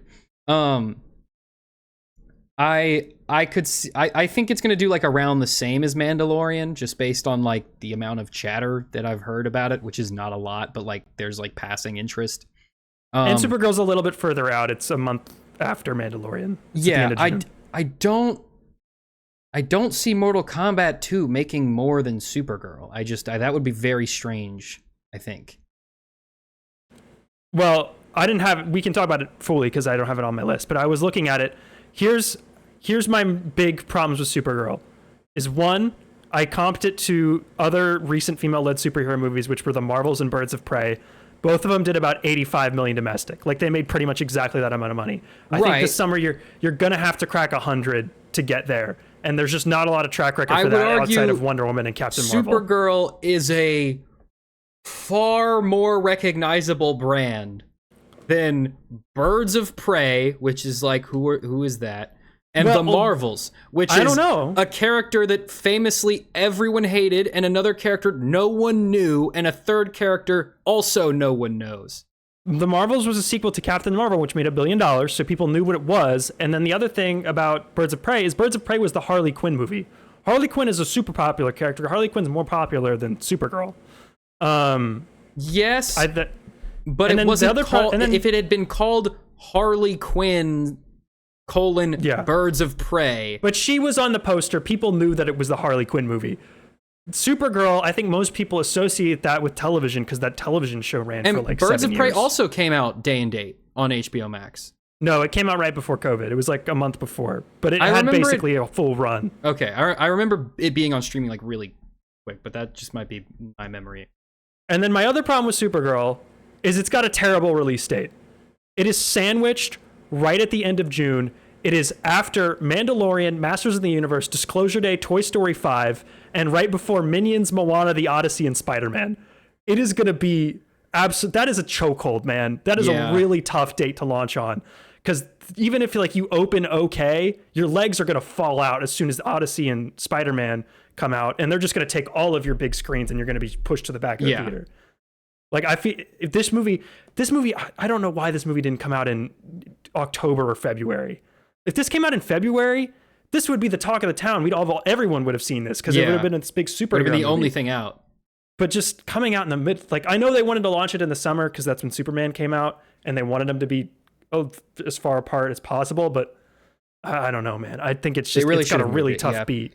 I don't It's gonna know. have a hard time I've just heard competing enough for people's people attention. express interest in it that I wanted to include it. And I don't think Mortal Kombat is gonna do better than Supergirl. I could see The Mandalorian doing better than both of these movies. I could actually see The Mandalorian doing like even maybe like 6th on the list. But at a certain point, I see. Interesting that you say that exact spot. My number 8 was Mortal Kombat 2. Here was my reasoning for number 8. It comes out the second week of May. It's an R-rated action movie aimed at adults. There is not another thing that really is going after the same audience as Mortal Kombat 2 until like arguably Mandalorian, but really not till Masters of the Universe comes out, which is that like white male over 45 like nerd movie demographic. Mm-hmm. Like it's got a whole month where its only real competition is Devil Wears Prada 2, and that's a whole other audience. Very little crossover there. Yeah, there's like no crossover there. So it's got room to play. And then I had a hard time finding comps for it, but I looked at movies with like R-rated action, similar audience base, and then similar opening weekend estimate, because Mortal Kombat 2 is close enough where it's on tracking. It's tracking to open to like 50 million. Yeah. Another movie that was in that same range. Yeah, I think that's totally. Was the last Bad Boys movie, and the last Bad Boys movie got to almost 200 million domestic. So if this gets to that level, that's like an easy 7th or 8th place spot. And I think those are pretty comparable franchises. Bad Boys. I don't know. I don't know if it'll do as well because it like Will Smith is just a really big star, and that movie obviously had a big black audience that is not a lot of like, people talking about Bad Boys, and I hear no one aside from like random Mortal Kombat fans on Twitter talking about Mortal Kombat. But they're both R-rated 90s action properties. I feel like there's enough crossover there where I think you could get to like 140, 150, and that would be enough to put it at that spot. I could see I think 120 to 150 is a good resting point for Mortal Kombat 2. All right. Well, you can do your number 7. We've had no overlap so far, so I'm interested to see if we do number 8 or number 7. Your 8 was Supergirl? Yes. Okay. Yeah, so you're on 7. So then I have The Mandalorian. Okay. No, wait, no, you have that at number 9. Oh, yeah. No, my number 8 was Supergirl. Yeah, I went first. Yeah, and then what's your 7? Scary Movie is at 7. Okay. Yeah, we kind of already talked about it. That's yeah, I don't think that's a completely unrealistic. Scary Movie could end up being like the 5th biggest movie of the summer, and because it just catches fire at the right time. And honestly, I don't think it'd be too surprising. I think Scary Movie is gonna be the hardest one to place because it could either do super well or no one cares. But I have heard, and we're still a little ways out of Scary Movie. Yeah, it's over. And I've heard still way more hype about Scary Movie than Supergirl, The Mandalorian, or Mortal Kombat. I think it had a really good trailer too, and I think it came out at the right time. And the marketing campaign that they've been running, where they keep just having horror movie like franchises basically like do the legwork for them, is great. The parody poster is a really, really good marketing move that just some movies get to use and some don't. Yeah, I think this movie is absolutely poised to explode. Again, we could totally be wrong, and maybe no one goes to see it. Yeah, I strongly feel this movie will do great. Well, it's got a thing that most of the other movies coming out this summer don't have, which is if the critic reaction to Scary Movie is terrible, I don't think it hurts the box office at all. Mm-hmm. As opposed to like Supergirl, where if Supergirl comes out and the critic reviews are poor, like that movie's going to take a really big hit. But if Scary Movie comes out and it's like 35% Rotten Tomatoes, people are just going to be like, well, dude, it's dumb comedy. The critics aren't going to like it anyway. And then they'll just go out and see it, and no matter what. Yeah. So it's got that level of like immunity that the other movies just don't have. Yeah. Okay. What is your number 7? My number 7 was Devil Wears Prada 2. Devil Wears Prada 2, I think it's tracking to open to like 65, 70. The big thing that Devil Wears Prada 2 has going for it is that if you look at the summer for movies, there's like 7 or 8 big male franchise action movies. No woman movies. There's a bunch of kids movies. Kind of Supergirl. There's one movie aimed at the female audience that's coming out this whole summer, and it's Devil Wears Prada 2. And it's coming out the week before Mother's Day. So I think it's going to open big, and I think it's going to have a really good second weekend hold. I think the second weekend might even outperform the first weekend. It might be like a 20% drop. It might be like really, really, really good. Yeah. I think it's going to play for like 2 or 3 months because no one is competing with it. I think the reviews are going to be good enough. There's a lot of fondness for that original movie, especially among millennial women. They're very enthusiastic about this. The pre-sales have been really good. I think the marketing campaign they've run has been really good.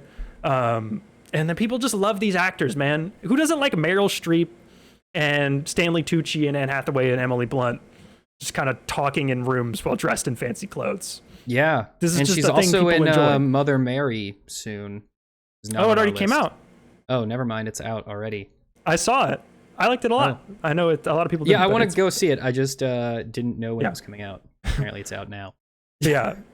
But Devil Wears Prada, I was baffled because I was like, there's got to be one. Like, you could maybe make the argument for Supergirl, but even female-led superhero movies still have a majority male audience. Like, I was like, there's got to be like a rom-com coming out in July. No, it's literally the whole summer. It's just Devil Wears Prada 2 that's going for women. Yeah. What's your number 6? All right. My number 6 is Devil Wears Prada 2. Okay. Yeah. So, once again, we have a very, very strong mom movie and dad movie. This might be the greatest mom and dad rivalry movie summer of all time. Because even when Top Gun came out, I don't remember there being a mom movie counterpart, and that was like the ultimate dad movie. I think Top Gun was also a mom movie. I think moms also loved that. Was Top just the Gun ultimate ever. boomer movie, maybe, but Yeah. like it was definitely more dad skewed. It was definitely the ultimate boomer movie. Yeah, but it's like I'm the coolest man and I'm old and Yeah. I'm still cooler than everyone. I still got it. I Captain still Pike. got it. But yeah, we just talked about it at length. This movie's got all the. It's the only thing that is that is coming out even remotely soon. And it's got its only even kind of competition this summer is Supergirl.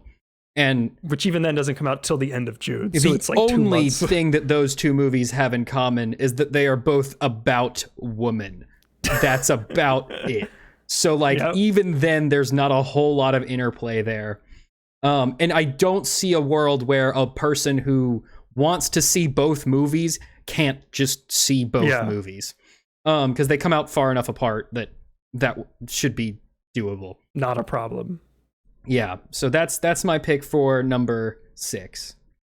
Okay, my 6 was The Mandalorian and Grogu, which I thought, when I sat down to make this, I thought I would be putting it lower because I sense no enthusiasm for this movie at all, except for with little kids. I think this will do really well with little kids. I don't even get that with little kids, dude. I think they will like it, and it does have the advantage of coming out before the rest of the big kids movies do. So it will have time before Toy Story 5 and Minions and Moana, which are the big, gonna eat all the money in the room. But I think it's got a little bit with that. I don't know. And I think the barrier to entry for this movie is also stupid. It could tank. It could tank. I would not be completely surprised if it did. But I was looking at, because the worst performing Star Wars movie before this was Solo. Mm-hmm. Solo did 213 domestic. Solo was that's still like twice what most other bigger movies do in the US. I think this movie tops out at like 180. I hear just nothing. That would put it in this range still. Like even like this movie, like, because it's obviously it has a big budget, and Star Wars, it's not going to play well overseas. I don't think at all, because I don't think the show was big overseas. Star Wars has never been as popular in other countries as it is here. Yeah. I feel like it's going to really struggle there. But like in the US, man, Star Wars is just a thing, and it has a floor, and people just go because it's a thing they know, and it's got cute Baby Yoda. People love Baby Yoda. They still like him. People do love Baby Yoda. And he's being cute, and they like to buy the merchandise. I don't know, man. But the merchandise isn't going to help with the box office. No, but it does help with like anyone can buy a Baby awareness. Yoda and not watch the movie. That is true, but like having that stuff just like out on store shelves and in windows and like that helps. just like having it being permeating it into occupies people's mental space. like consciousness. Yeah, that is a bigger assist than like He-Man, where they have to get someone to be excited for that. Yeah, they have to get someone to remember people already that it like. exists. Yeah, but like, I don't know if the merchandising and the marketing is helping this movie at all. Every trailer I see, all I see under it is like, wow, this looks really boring. Wow, this looks like slop. Wow, this sucks. And it has no story. Every time I'm in the theater with another human being and they see the poster, they go, what's that? And I go, Star Wars. And they're like, that's Star Wars? And I'm like, yeah, see where it says Star Wars? And they go, oh, I guess I remember Mandalorian. Yeah. But even that, I think Mandalorian is big with like Star Wars fans, right, but it's not big, not like outside of Star Wars. It's not like Game of Thrones where it has like a big inbuilt audience. Or like a big general audience. Yeah. Yeah, it's just Star Wars fans. And I think this movie, more than maybe any other Star Wars movie ever released, has the biggest barrier to entry. Right. It is the fourth installment in a 3-season-long TV show. And as much as they are pretending like you don't have to have seen the show to watch this movie, how am I as a fan supposed to know that? Yeah. All I know is that there's a Star Wars show called The Mandalorian. There's 3 seasons of it, and there's this movie with the same name. Why would I assume that this is not? Yeah, most people are just going to assume they have to watch the show. Yeah, even if you tell them they don't have to. And even with the other Star Wars trilogy movies, you only have to see 2 movies and you're caught up. Mm-hmm. That's a lot less content than 3 seasons of television. Yep. You were correct. This movie could tank, but I just like I think it's too big to fail that hard. Yeah, like I don't think it'll bomb, but I don't see it being bigger than I could see it maxing out in seventh place. I'd max it out in 7th place. I played around a lot with flipping this in Devil Wears Prada. Yeah. I was like, I don't know which one of these is going to take these spots. Yeah. But yeah, that was my number 6. What's your number 5? My number 5 probably line up here. Is The Odyssey. Okay, we line up. Yeah, we both have this at 5. So this is my dad movie pick, and I feel like this is a safe dad. There's always a dad movie. Well, actually, last year there wasn't really one, but F1 usually took it. There's a big dad movie. This is going to be the big dad movie. It's Christopher Nolan, and I think this will be bigger this will be bigger than just dads. I feel like everyone is aware of this. Yeah. And it's number 1, it's Christopher Nolan. That's his floor is so high. It doesn't. For a lot of people, that's literally all it takes. You just say Christopher Nolan and they're like, I'm there.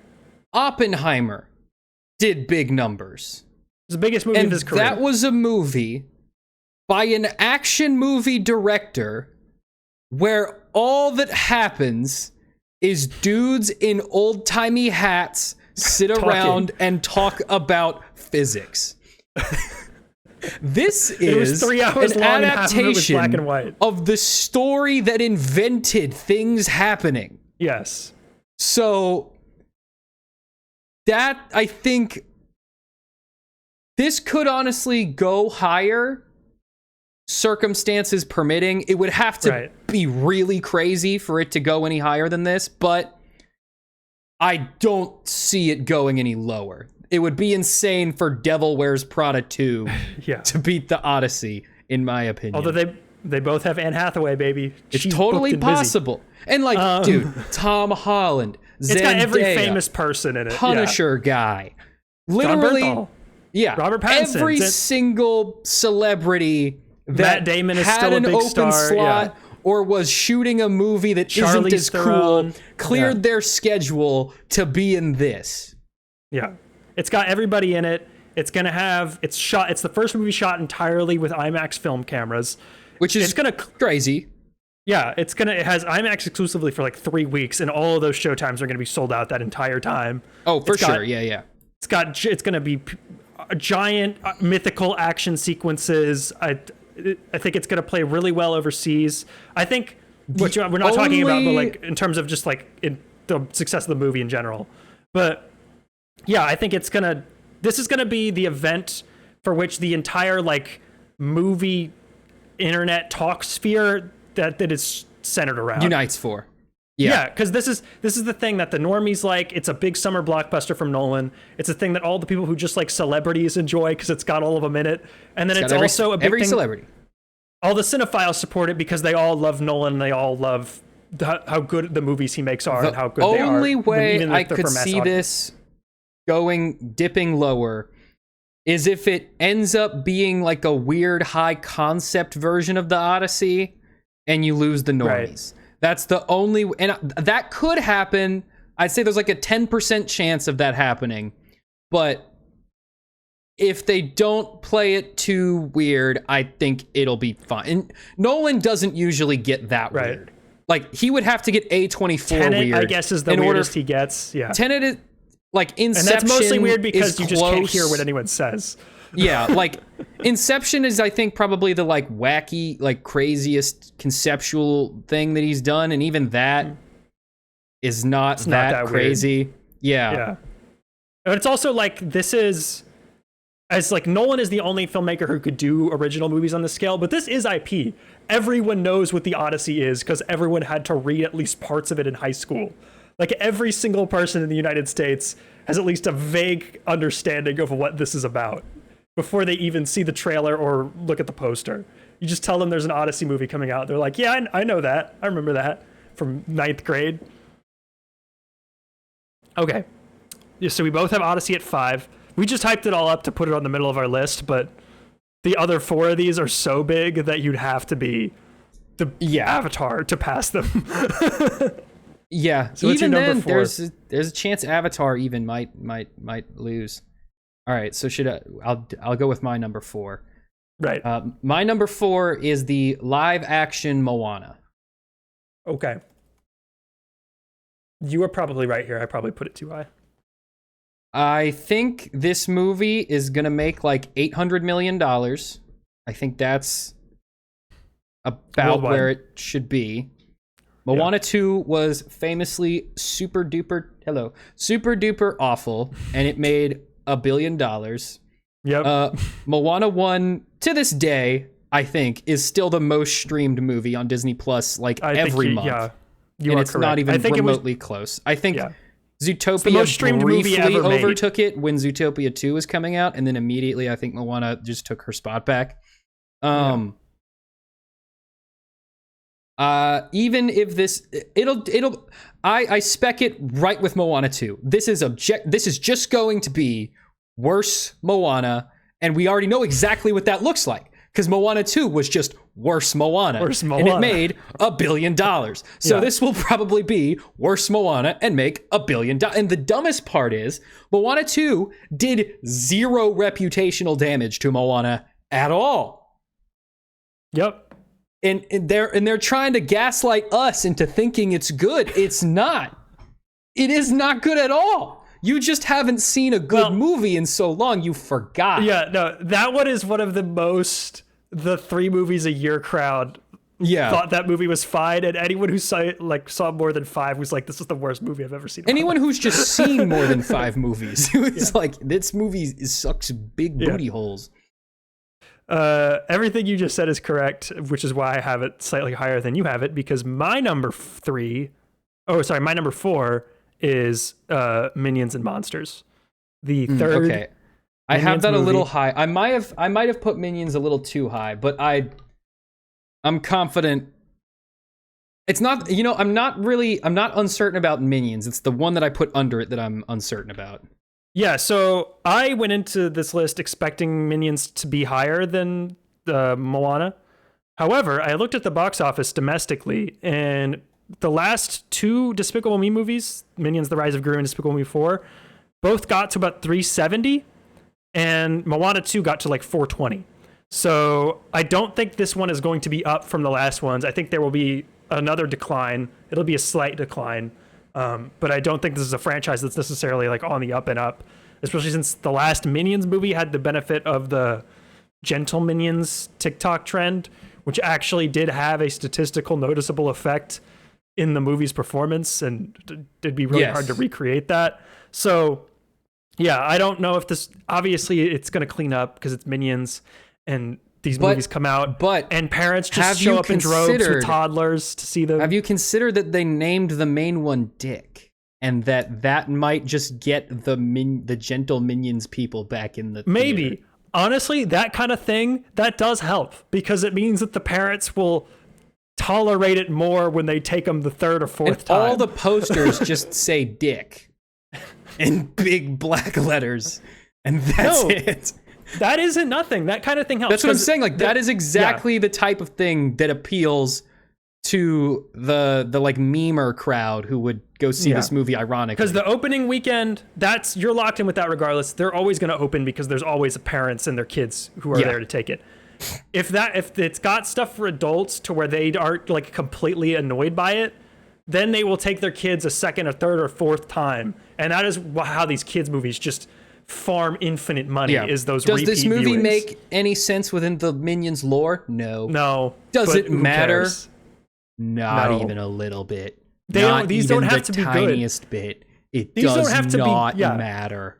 These don't have to be good. They don't have to market them. They don't even have to make internal sense, and they still make $350 million. It could be a 2-hour-long compilation of unrelated random Minion shenanigans, and it would probably make $1 billion. Yeah. Do you even? We saw Minions 2. Do you even remember a single thing that happened in it?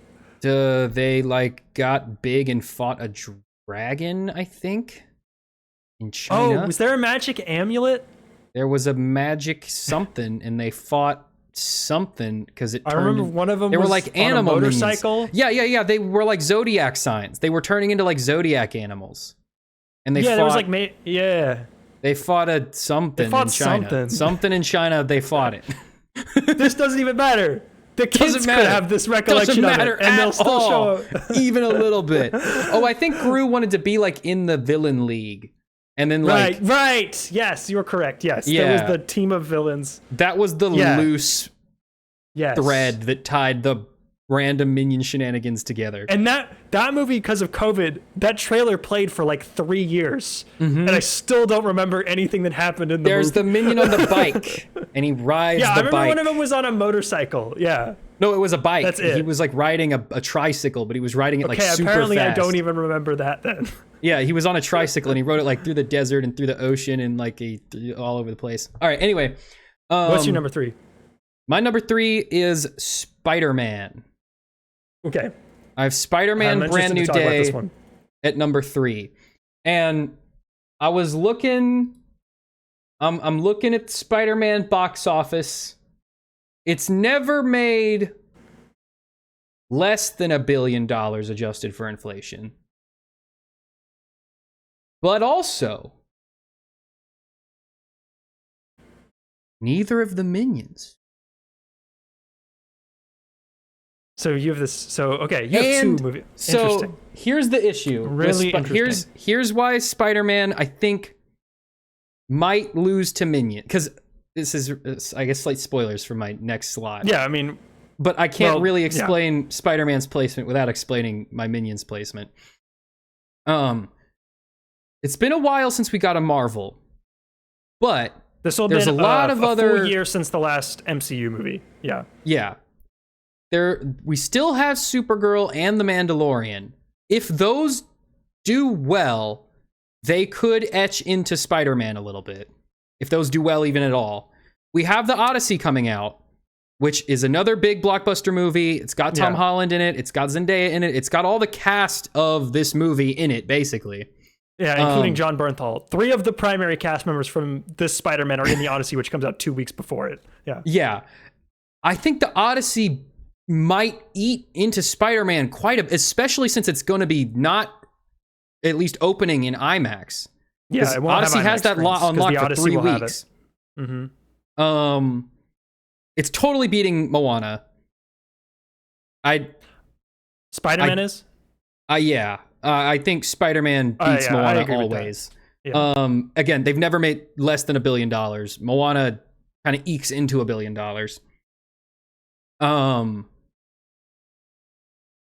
But I think Spider-Man has far more to lose than Minions does. I think you're right. Spider-Man could definitely be here. Spider-Man, I think of all of these movies in the top 5, has the most range. Yeah, I think it could be either 2 or 3. Because if you look at, it's tough. There's like a $300 million range where it could land. Like, we really don't know. Yeah. My number 3 is Moana. My big thoughts with Moana are everyone will hate it. All the critics will hate it. The parents will probably be annoyed by it. It won't matter. This has The Rock in it, and he will be out there marketing the crap out of this movie. This one has going for it, what Moana 2 doesn't have is that this one has the songs that everyone likes, and those songs will be back on everyone's Spotify playlists. They'll be playing in every Walmart in the country. All the little girls will be singing them again. This movie's going to be a big hit. It won't matter. They'll immediately announce a sequel, and they'll be making the live action version of Moana 3 and the animated version almost at the exact same time, because nothing matters anymore. They'll just do both series concurrently, and people will show up for both. I don't think this will make the same amount of money as Moana 2, because it isn't a new thing, and that movie came out at Thanksgiving during kind of a dry spell. This one's a little bit more in a busier, packed time, and Moana 2 just came out. But it doesn't matter that much. I think people will still show up for it because 90% of it will be because it's the songs they like. And if the Michael Jackson movie just proved anything this past weekend, it's that all you have to do is play songs people like in a theater and they'll show up, regardless of the other implications around it. What is your number 2? My number 2, like I said, I kind of spoiled it, but it's Minions. Minions: The Rise of Gru was made every money, made all the money. Correct. Minions, just Minions. Now, I have the global pulled up, but global, it was 937. The first one was 1.16. Yeah. That basically is it's Minions. It's nothing. It has no standard of quality whatsoever. Yeah. Everyone will see it. This movie will pay for every other Universal movie on the schedule other than Mario. Yes. This is what finances their entire film output, is the Minions franchise. Minions is... what did Mario do? What did Mario 2 do? Mario 2 it's at like 350 domestic. I think it's at about 800 worldwide. It's going to do less than the first one. Just like 1.2x that, you'll get Minions, whatever that is, plus 20% is Minions. Yeah. These franchise, it's just indestructible. Like the Minions themselves. Well, because I mean, think about it. Like, what could they possibly do to make it worse? To make people not want to watch it? If they had a Minion do blackface, would it even matter? Genuinely. I'm genuinely asking you this. Would it matter? He's a little yellow guy. Is that even offensive? What is he? Is he already a racial stereotype and we don't even know? He's already like an unpaid laborer. Like, he's already a slave to Gru. Like, is that even offensive? I don't know. What could they possibly do? Of this podcast. What, this might be my most deranged take, but like, what could the Minions 100% right possibly do to make people hate them? The only thing they could do is actually fight for Hitler on screen. You know what? I will raise the bar even higher. If a Minion said the N-word, you could write it off as the Minion just saying gibberish that kinda sounds like it, and because the language they speak is absolute gibberish, this whole time? I don't think they'd get in trouble for it. They are completely immune to all forms of malice or offensiveness. They cannot do it. It's impossible. They are beings of pure likability that cannot be shaken. They're immune to being turned woke and also being anti-woke. They're They immune represent nothing. to the social paradigm of human beings. They exist on another plane of existence. I genuinely cannot think of something they could do. No. And here's another idea. What if this movie's good? What if this movie is good and there's a whole other realm of success that they don't reach? I didn't even consider that possibility. Think about that. That didn't even enter our minds. Did not even enter my mind. Because it honestly doesn't even matter. But like, yeah. What if it's not good? Terrible? What if it's actually like a fun movie to watch? What if it's fine and a bunch of people like us are like, yeah, sure, we'll watch Minions 3. It's pretty good. What if that happens? This movie could make $800 billion if that happens. We've never seen the financial possibilities of a good Minions movie has never even entered our We've never even cortex. done that. That's like that. We would have to invent a new calculator. Yeah, to do that math. That chart doesn't exist. That's never. Dude, Universal has never done the research. This is like theoretical physics of box office returns. This is the Oppenheimer sequel. Purely hypothetical nuclear. This is like Oppenheimer. Like, this is how Oppenheimer felt. He was like, dude, if this ever drops, the world ends. I fear if a Minions movie of substantial quality were to ever release, it might bankrupt the globe. The global financial system, I do not think, is prepared for the ramifications of an auteur Minions movie.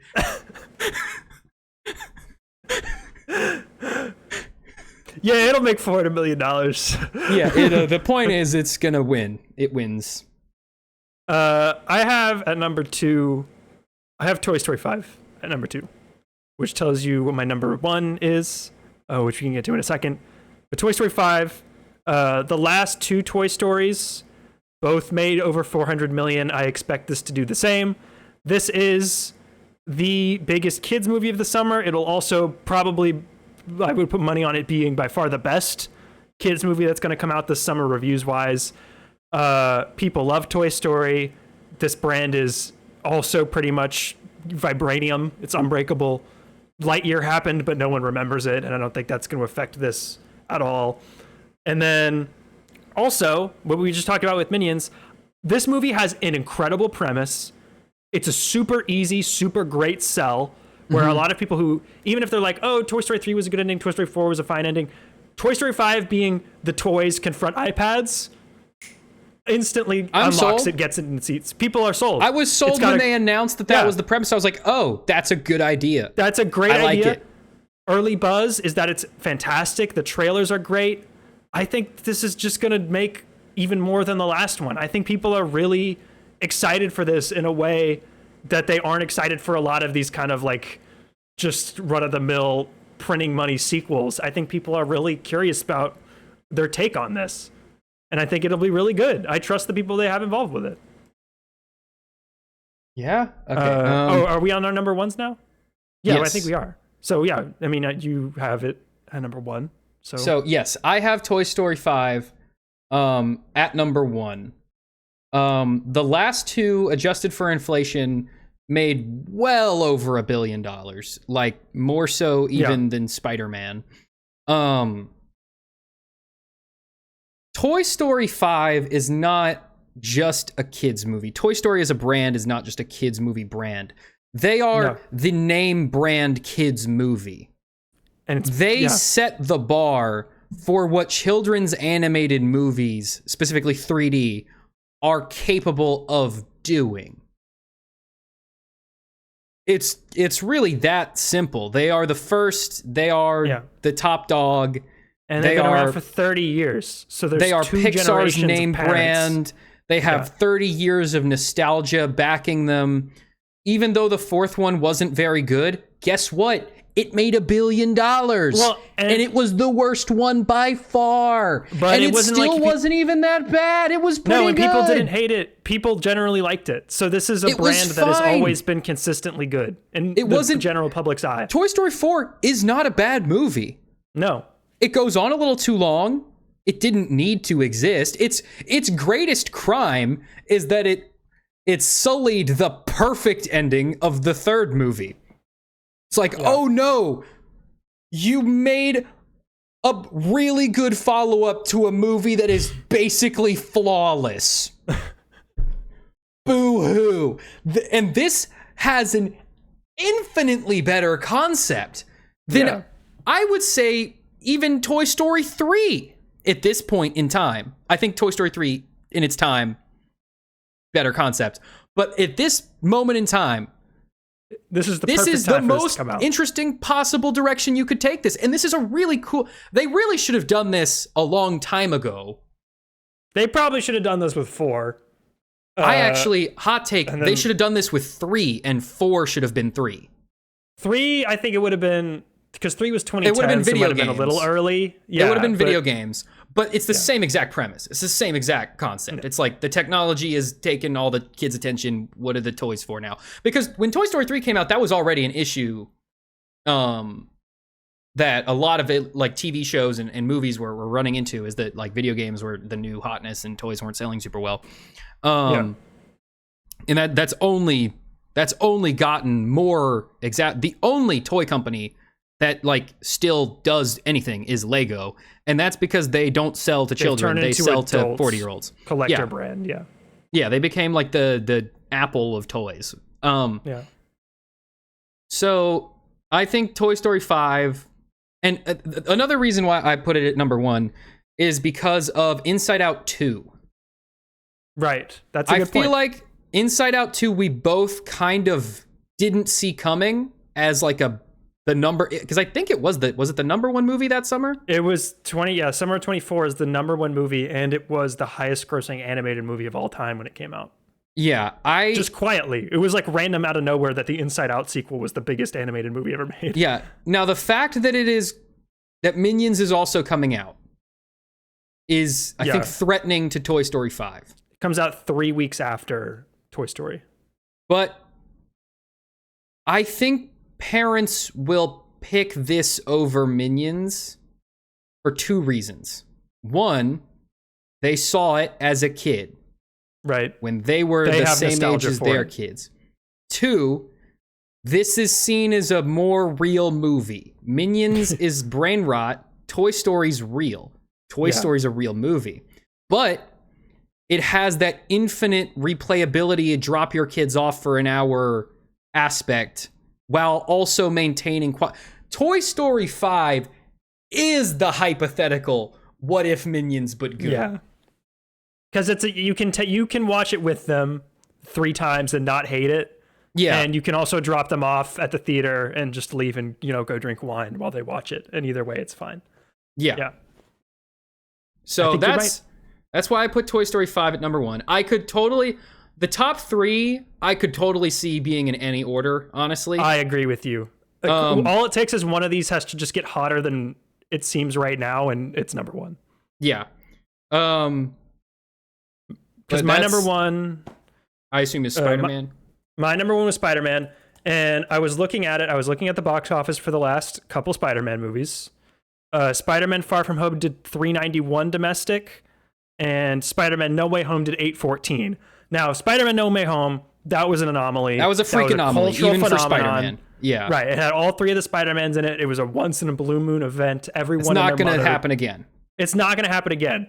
But... even if they were to do it again, it wouldn't happen. If it makes $300 million less, it would still easily put it at number 1 for the summer. So my thought is, it's not going to be what No Way Home is, but I think it's definitely going to be bigger than Far From Home was. I think people love Spider-Man. He's the number 1 character. The trailer for this movie, people are really excited for. I think it's got a lot of characters that people are excited to see kind of play around in the Spider-Man world. Jean Grey, who obviously they're going to hide in the marketing, but it's going to get out there that she's in this movie. I think we're in a really interesting Punisher, Hulk, a lot of these guys. I think people, the There's a new filmmaker. It's a thing people are familiar with, but it's going to be slightly new, which is always that like money making nexus point in the 21st century for movies, is familiar but new. So like I feel like it's got all that going for it. And the other thing is, it comes out the last weekend of July, which is the same date that Deadpool and Wolverine came out in 2024, which means it's got the whole month of August to basically clean up with no competition. Yeah, it's got all these big movies coming out before it, but once it's out, it's going to have legs, because third weekend of August, we're in a really interesting time. We might as well MCU. see Spider-Man again. Yeah. Because I don't even know. The MCU's never been in this position. They released the I don't even know. They were at an all-time low, I would say, before Thunderbolts. I think that's probably their all-time no one cared. Thunderbolts was really good, but it did not help. I think their all-time low was the Marvels. Yeah, that was like right before. The Thunderbolts, Captain America, back-to-back flopping, both of them, that was pretty low. Yeah. Yeah, because Captain America needed to do well, and it did not. Thunderbolts needed to do well, and it did not. And it didn't either. Fantastic Four, I think, performed about where they expected to, but that's still not. I think they wanted it to do better, but they would. Of course, they would have liked it to do better, but I think it performed as best it could. I don't think it could have done better. I don't think Fantastic Four movies can just make that much money. I think there's just a really low ceiling on that franchise. And as a cinematic universe, it has never been more disjointed. It has never had less direction, and it is right on the cusp of its greatest crossover event, probably the greatest crossover event in film history. Yeah. And we are at an all-time low in terms of context for what that is. And I do not think that this movie is helping with that at all. I agree with you. I feel like this movie will have almost little to probably no setup for Doomsday whatsoever. I think there's going to be a lot of people going into this movie, particularly Marvel fans, who are going to be desperately looking for some, though. And I think they will go scour this movie looking for any hint of what is going on in the next Avengers movie. I don't think they're going to find it. And it's not there. But I think they're going to go see it 2 or 3 times to look for it. I think that this movie will do good. It will do great. It's Spider-Man. They can't do bad. That's it's not physically impossible. Unless it's one of the crappy spin-offs about the villains no one cares about. Yeah. And even those still make money purely on the basis that they are tangentially kind of sometimes sort of associated with Spider-Man. The Venom movies make money, yeah. Well, yes, because that's the one that is most tangentially related to Spider-Man. Related. And might have something to do with this new one. We might be getting gooped up. But all of that said, I think that this will hurt the MCU as a cinematic universe, as a related, as a chain of stories. Well, here's a question. Can it get hurt more than it's already been hurt? Can this movie do any damage to anything at this point that does not bolster whatever is supposed to be happening in the next Avengers movie is actively hurting that movie. Because that movie is desperately crying out for any semblance of something to be building towards it. And it does not. Unless Doomsday does all of the legwork and Secret Wars is the big crossover, then I don't know how that works. And maybe that's what they're doing. Maybe that's the plan. Okay. But honestly, I think both these movies are just set. I don't think this movie affects how Doomsday does, and I don't think Doomsday affects how this movie does. They'll do fine. But I'm saying, as narratively speaking, this movie needed to be the thing that sets up Doomsday, and it's not. It absolutely is not. Yeah, but also it's not going to hurt it because these characters won't be in Doomsday, so they don't really have to worry about that element of it. these characters, this is, I guess, a mild spoiler. Something is going to happen at the end of this movie where where Hulk and Spider-Man and a couple of characters that appear in this movie are going to be put off in a little bubble. And then what happens at the end of Doomsday is going to happen. And these characters are going to pop up in Secret Wars, having been unaffected by what will affect the rest of the characters in Doomsday. I'm just letting everyone they're going to be know like that now. Battle worlded. I don't know this for sure. I've read a couple of rumors floating around, but this is generally how I am assuming this is going to go. At the end of Doomsday, Doom will win. He will create Battle World, all as he does in the Secret Wars comic book. Right. Which will erase everyone's memory of the old universes before that. However, like in the comic book, Spider-Man and a couple other heroes are sequestered in like a little ship. And then when they come back to Earth and it's become Battle World, they remember the time before that. And so they're the ones that kind of fight the revolution against Doom in Secret Wars. I believe a similar thing is going to happen here because we know Spider-Man isn't in Doomsday, but we know he will be in Secret Wars. Okay. Some of these characters are going to have a reason. Theory basically then. what they did with Ant-Man with Infinity War and Endgame. Yeah. Where he got to be secluded and then he came out and then he was and the he solution. helped them figure out what was going on. Right. Yeah. So what if the Fantastic Four post-credit scene is after Doomsday? It's not. It is a scene in Doomsday. That scene will be in the movie. They just clipped it from. Because I'm thinking, how does Spider-Man and the Hulk get into space? Oh, I don't know if they'll be in space necessarily, or wherever they go. We'll find out in Brand New Day. I feel that'll be the post-credit I suppose they scene. could time travel. I don't even know if it would be time travel or if it's I'm thinking what they currently have access to. So we have Doctor Strange magic could teleport them somewhere. I don't think we're going to do that, though, because we did Doctor Strange last time. The Hulk doesn't really do physics stuff. He's more like biology and stuff. But he could maybe be like, oh, I have some stuff left over from Stark's time machine. We can do timey-wimey nonsense. It could also be if Sadie Sink is playing Jean Grey in this movie, it could also be a thing where like maybe they do get their minds wiped, but because she's psychic, she's immune to it. And she's able to restore it. It could be something like that. Ooh, dude, she's gonna bring back Zendaya's memories of Spider-Man. Yeah, you're probably right. Or the power of love will do it. Lame. One of the two. No, it's either that or the power of love. You know that, right? It's not. It's gonna be that. Either way, either that or they'll like be like, oh, it didn't work, and then he kisses her, and then she's like, but it doesn't matter. There will definitely be a kiss and her memories yeah. come back, a la Superman 1978. Okay, here's a couple of honorable mentions, big movies that are coming out that didn't make my list, but I guess could technically make it. Like big franchise movie, big studio movies that they would hope make this list, but I don't think will. You had Supergirl on there, but I didn't. Disclosure Day, which is the new movie from Steven Spielberg, big maybe original. 10. I thought about putting that at 10. I wasn't. It was either that or Mortal Kombat. I have concerns. I'm very excited for it, but it looks people so I talk bland. to are like, it looks so bland. And we just had Project Hail Mary, and that was so good.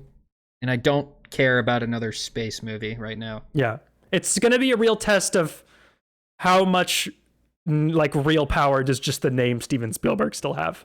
Yeah. Masters of the Universe is a $200 million Amazon reboot of a franchise no one has cared about since 1986. It looks terrible. It's got a terrible release date. No one cares. It's going to flop really hard. I think this will be the biggest bomb of the summer. I was doing comps for all these movies, and my comp for this one was Tron Ares. They're both reboots of 80s franchises that no one cares about anymore, and they both have Jared Leto in them. Was a... Oh, He-Man. Yeah. I wouldn't even comp it to that. I would comp it to like Keeping in mind Tron Ares lost $180 million. I would comp this to the G.I. Joe movie from like 2011. That would be giving it too much grace and manifesting too much hope for it. Yeah, but that movie got canceled. Oh, you know what? No, I would comp this to D&D. Yeah, you're probably more right. But that was also a big failure. So yeah. But it was good. I hope they eventually do something with that universe. That was really fun. I liked it. The End of Oak Street is the new movie from David Robert Mitchell, produced by J.J. Abrams. It's got Ewan McGregor and Anne Hathaway, and Hathaway in every movie this year. This is in the weapons slot from last year. This is also a Warner Brothers movie. They're going to try to do a similar marketing strategy with it. It's got dinosaurs. I don't know if it'll be as successful, but I'm interested to see how it does. I just want it to be on people's radar. There's, like I said before, there's a new Insidious. There's a new Evil Dead. Yeah. And then I made a list of cool, very small movies that might not even all get super wide releases. But in between all the big blockbusters, I think some of these people should be interested in checking out. Sam, you and I are both big fans of the movie Dinner in America, correct? Yes, Dinner in America, very good. The director of that has a new movie coming out in June called Carolina Caroline with Samara Weaving and Kyle Gallner. It's a crime thriller romance. I'm gonna have to notify the public about that. What's that? And continue. It looks very good. Boots Riley, his new movie with Neon comes out at the end of May called I Love Boosters. I actually saw this movie a few weeks ago. It's pretty interesting. I think if you're into weird out there stuff, especially like weird out there comedy, I think you'll enjoy that. Power Ballad is the new movie from John Carney, who directed Once and Sing Street. It stars Paul Rudd and Nick Jonas.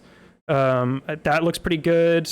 The Invite is the new movie from Olivia Wilde that stars Seth Rogen, Edward Norton, Penelope Cruz, and Olivia Wilde herself. For A24 is putting out. That was a really hot movie out of Sundance. It's coming out at the end of June. And then Ridley Scott, Sam. Ridley Scott has a new movie coming out at the very end of August called The Dog Stars. It's based on a novel. It's a post-apocalyptic sci-fi action drama. It cost over $100 million. It stars Jacob Elordi and Margaret Qualley. Disney is putting it out. This is the first like big original movie they've probably made in like 2 or 3 years. Disney has. So I'm interested to see how that does and what the response to that is from 87-year-old Ridley Scott. Hey, man, he still does movies. All right. Sam, do you want to real quick do a TV movie catch-up before we get out of here? Yeah, we'll do a TV movie catch-up real quick. How long have we been going for? I think we've been going for 2 hours. Okay, that's not 2 hours, yeah. We can go for about 20 more minutes. Okay. Sam, did you ever finish Night of the Seven Kingdoms? Yes. Did you like it? Yeah, no, it was awesome. I love Night of the Seven Kingdoms. I loved it. It was really good. I loved the last episode show. was really like kind of just a little teaser of like stuff we're doing next, but it wasn't anything crazy. I liked it a lot. But that's also every Game of Thrones season is like that. Like the second to last episode's always the big 7. blow up. Yeah, episode 7 was insane. It was like earth shattering. 5. Episode 8 was like okay, yeah, that's nice. Or 5, yeah, you know what I mean. The second to last episode was like way crazier. But I liked how they wrapped it up. I liked where they left things off. I liked the little culmination of Duncan Egg's like meeting, and now they're gonna be a duo. They're gonna be traveling together officially now. I love a Game of Thrones show where I can root for one of the characters. Yeah, he's just a good dude, man. He's so cool, and Egg is so cool. And so what if his son kills everyone? It's fine. He's so cool.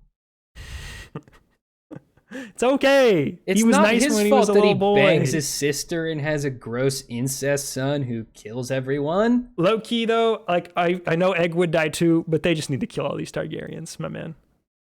None of these guys are any good. They all suck. They all just gotta go. This isn't. Sam Neill is cancer free after a 5-year battle with cancer. Congrats to him. Love Sam Neill. One of the best. Maybe I'll do another movie. You should. I'm sure. He was in Jurassic World 6. Alan. Did you watch Ted season 2? Did you even check it out? I haven't seen the new trailer, but I watched the whole show. Of Ted season 2? Oh no, I'm thinking of Ted Lasso. Right. No, I have not seen Ted today, season 2 yet. I will watch it. It's something I'm definitely going to watch. I just have not had a chance. Should not be nearly as good as it is, and it's just like the funniest show. I saw that it was like the most viewed show on streaming. It was the like most that viewed month. comedy on streaming for the first 4 months of the year. Yeah. And it still might be too expensive for them to justify more of it, which is just How? wild. I don't How? understand that. What is a success? Okay. What do you consider successful at that point? If it's really that hard to do CGI bear, right. the Jim Henson Company's not doing anything. Get him to make a bear. It cannot be that hard. It cannot. The bear does do a lot of stuff that you have Sesame to Street has 1 million bears, and they do a show every week for like 70 years. Do you think people would be on board with it if it all of a sudden in the 3rd season just became a Muppet? I would not care at all. That would not bother me in the slightest. What makes the show work is that it being a bear is almost completely inconsequential. Yeah. It's just a funny family comedy. Yeah. Like if you replaced him with Kermit the Frog, like it would not. That seems totally possible to me. He could just be another teenage character named Ted and do all the same stuff, and it would not affect the show. Yeah. Like, No, I mean, in terms same. of bringing the budget down, I think if you replace the CGI bear with just a puppet bear, it cannot. That totally should be possible. I don't see why that. The Muppet Show ran for like 10 years, guys. Or however long it ran, but you would know better than I would how long the Muppet Show went for. But surely, 5 years. If the cost of all of those puppets, if we could consolidate that into one Ted puppet and make it really good, surely it would not be that different. Sam, it's not looking good for my Muppet Show reboot. It's been almost 3 months and there's no word. I don't think it's going to happen, and I'm really sad about it. I have a feeling it will they'll do a special every once in a while. I guess I'll take That's it. probably what they'll do. They're probably going to do like Smiling Friends. They're just drip feeding me like a hummingbird. They'll just throw a thing out there randomly every once in a while. Did you watch the 2nd season of Jury Duty? Company Retreat? No, not yet. Really funny, really good. I don't know if it's as good as the 1st season, because the novelty is just not there, but I think it's a better put together television show. Like the narrative they craft is more ambitious, and I think it's a better 8-episode arc. I'm going to watch it, but I'm watching Jury Duty with a couple of my friends, and so we're just gonna watch it when we finish Jury Duty. Right. So that's a thing. We talked about it a little bit. But opinions on The Boys season 5? Any theories you want to throw out there for the second half of the season before the show ends? I have one. I have one big theory. I'll watch it. I'll finish it. I'll do it. Don't worry, Amazon. Don't worry, Amazon. I'll finish it. Don't worry. Put the gun down. I'll finish the show. My big theory is I don't think Homelander dies at the end of this show. Think Homelander wins? No, I think if you think about Homelander, what is worse to him than dying? Losing his powers? Yeah, I think it's a more fitting end to him if he has to keep living, but just as a regular, wimpy, terrible guy that what no do you one think likes. this is? Freaking Avatar? This is not Avatar. Are you kidding me? That is the dumbest theory ever. No, you're right. They'll probably stick not gonna happen. They'll probably stick a supercharged The rifle Boys in his butthole lives, and blow him up. breathes, and dies by its shock value and basically nothing Which else is at this gone. point. That is the biggest detriment to the show as it continues. Is every time they every character says and drops an Homelander lasered F-bomb. a guy. The thing, in the first episode of the season with the guy who's got the big penis that's a big snake whip thing. They did the Nothing for penis me. too much. Doesn't mean anything. How on earth is that guy this consequential at this point? Yeah, okay, it made sense he was locked in the asylum where no one would ever see him because his power sucks and he's crazy. That makes sense. Why is he one of Homelander's freaking commandos it's now? Funny that his wiener is out. Dumb. No, but it doesn't mean anything to. There's no shock anymore. I'm not afraid to say it. It doesn't look enough like a penis to be right. read as a penis. It just looks like a big. It just looks like a tentacle. It's just like it might as well be a tail. You know what it is? It's not hot take. Should have been circumcised. 100% that, and it needs to be veinier. There's not. Yes, it's too flat. It needs to be a big veiny penis head, and it doesn't look like I get it. No, actually, I don't. They had a freaking giant penis in the second season. Yeah, like a giant penis, like the size of a building-sized penis. Yeah. Why can't that guy just show penis? I don't get it. Why does his look like a tentacle? Yeah. And you know that's my what? theory. Additionally, it's fine, though. Just makes 4 left. I'll keep with it. Okay. Also, what is up with Butcher's powers? I thought he had like 3 months to live or something. That to me is the ultimate. Did we just they forgot? No, what it was I can tell you exactly what happened was when they were breaking season 4. They were like, okay, we'll go into season 5 right after, and season 5 will take place like a few days later. And that's why they did that whole thing where they were put in prison or whatever. But then when they actually started getting into the nitty gritty of writing season 5, they were like, this is going to take too long to make. We need a bigger time jump. So that's why the time jump is a whole year, even though like barely anything has changed. And they were just like, well, I guess everyone will forget about Butcher having 3 months to live. It's fine. Also, and Kimiko can talk now. Yeah, and Kimiko. And I understand that from Karen Fukuhara's side of it, where she's probably just sick of having to be mute. And it's like, can you guys just let me talk at this point? But that's fine. You can have her talk. She should have been learning to talk the entire freaking show. Yeah. That should have been something that we were building towards the whole time. Yeah. And I get they wanted to preserve that moment where she speaks for the first time to Frenchie when he's getting abducted. Fine. Do that in like season 3. It's not the first time these characters have been kidnapped.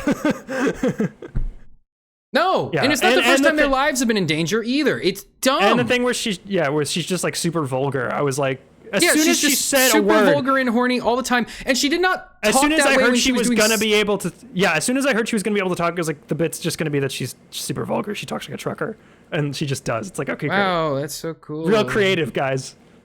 Oh, okay. One thing I did really like about this season so far, I really liked A-Train's death. Spoilers for season 5 of The Boys. Yes. I really liked how they killed him off. I thought that was really nice. I think he has had the only satisfying death in the show. Yes. Hot take. Who do you expect to die by the end of the season? Everyone, except maybe Huey. I think they're just going to do the comic book ending. I agree. I think everyone is pretty much it, except for Huey. I think maybe Ryan Starlight will probably live, and Starlight I think might live. But that's it. Yeah. I don't think they'll kill Ryan because he's a little boy. And Kimiko's gonna live. Kimiko will live. I think Ryan has to die. Kimiko, maybe, but I feel like it also might be like it might be too cruel. I don't think they care. Because they can't kill off all the soups. The virus can't get unleashed. They can't do it that way because they have to keep making shows in this universe that take place after Soldier this. Boy won't be killed by the virus. But they have to keep having the ability for new soups to come out because they have to keep making shows that take place after this one ends. So they can't completely eliminate all of them. Well, but like the sequel could just be like the offspring of the ones that survived, and they also have powers. But they went into writing this season with the expectation that Gen V would continue after this. Is Ryan so they fully expected all of them to live. He never even got Compound V. He's just the offspring of a guy that he's a naturally born soup. Does it even work on him? It's a good question. I think so. I think it's still in his DNA. Because they got it. The last part I saw is like Butcher like convinced him to like kill himself to kill a Homelander. Right.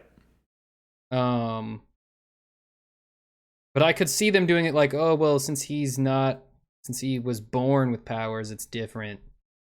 Right. I could see them doing that. My other thing was Kimiko the virus is lame. I think it's fine. There's a scene in episode. It's not fine. It's so lame. Can I make my Kimiko point? Yeah. Do your thing, and then I'll talk about. There's a scene where the scene where she's talking to Frenchie at the gas station, and they're doing their "when this is over" speech, which means at least one of them will die. She's like, she gives her whole spiel about like wanting to live on the beach or whatever. I'm like, okay, So her final bit in the show in episode 8 is she gets to go live by a beach by herself. Like, Well, that's she obviously wants kids, and Frenchie doesn't. Yeah, and she'll get to have a future because she's also like innocent throughout the show. She's like one of the ones that like remains. Maybe she good. dies, and it's a metaphor for the death of innocence or something. I don't think this show is that. I don't think they want to end the show on that dour of a note. I think they want this to be optimistic somewhat. Why? What makes you think that about this show? Just listening to Eric Kripke, the showrunner, talk about it. I feel like the world will still suck, but they're making a show that is in direct response to the current US political climate. And I feel like if you're making a show that has this level of attention and this big of an audience, you don't want to be like, you should give up on trying to make the country better. Yeah, you want to end on a positive You want to give note. people on like a it sucks now, but it can get better type deal. I suspect that the show will end with the status quo. And we will they'll kill Homelander and new guy will take over, and then they just do it again. And I think that because that's how they end every season, and why would this one be any different? The only thing I fully expect is Butcher to die. Butcher died. Butcher's gotta die. And Frenchie's gotta die. Butcher and Homelander both have to die. Dude, the show is about them killing each other. It is wild to me that the Deep is still on the show. We are more than halfway through the final season, and the Deep is still kicking. The Deep is kind of my favorite character this season. Well, you know why? They know as soon as they kill him, that he's the only comic relief left. So they know as soon as they kill him, the show can't be funny anymore. I think he's the only character that has changed in between seasons. Because he gets worse. Well, it's not that he gets worse. It's that he finds himself resigned into smaller and smaller and smaller spaces each season. And he actually stays there. When he loses a position, it sticks. Yeah. Like, he was like the second guy on the 7. Then he got like booted down a couple pegs. Now he got like emasculated. He was in a marriage. Then he got divorced. He was in a cult. Yeah. He was in a cult. And now he's like doing a MGTOW like, I like that podcast. He's Andrew Tate. Yeah. Yeah. He's like Andrew Tate. No, he's more like clavicular. Like, he's just like this really sad little weirdo who's like just looking desperately to find meaning in something, anything. And all he has left is just this guy that won't talk to him and a vague sense of superiority based on absolutely nothing. Yeah. Yeah, I agree. Yeah, that's the boys. Because if you remember, in season 1, he was scary. He was like a scary, threatening presence. He was like this creepy, like sex predator who was a real threat. Now he's just like some dumb joke. No, he's a clown. When the show wants to cut to someone being stupid, they just cut to the deep or whatever. Yeah. Invincible wrapped up its fourth season. So good. Invincible's so good. Love it, man. Why does it look so bad all the time? The more you ignore the animation discourse, the better the show gets. That's all I'm saying. It's so hard to ignore. I know, I get it. Honestly, the show doesn't look great. The action sequences look good enough, and the writing is good enough where I don't care. The writing is the writing carries it. I went from watching Invincible to like an episode of the Harley Quinn show. Yeah. And the Harley Quinn show just looked like at least 5 times better. Right. And I'm not talking new season. I'm talking first season, show is unproven, minimal budget. It's a freaking Harley Quinn cartoon spin-off show on the DC Universe streaming service. On the DC Universe, and it looks, from the first scene, 5 times better. Than, with the sole exception of like that one scene where you see the Viltrumite, where you see Viltrum, the wide shot with the thing, that's spoilers, and the one time where Mark punches that guy, and spoilers. Aside from those 2 single frames of animation. The Harley Quinn show looks better. Young Justice looks better.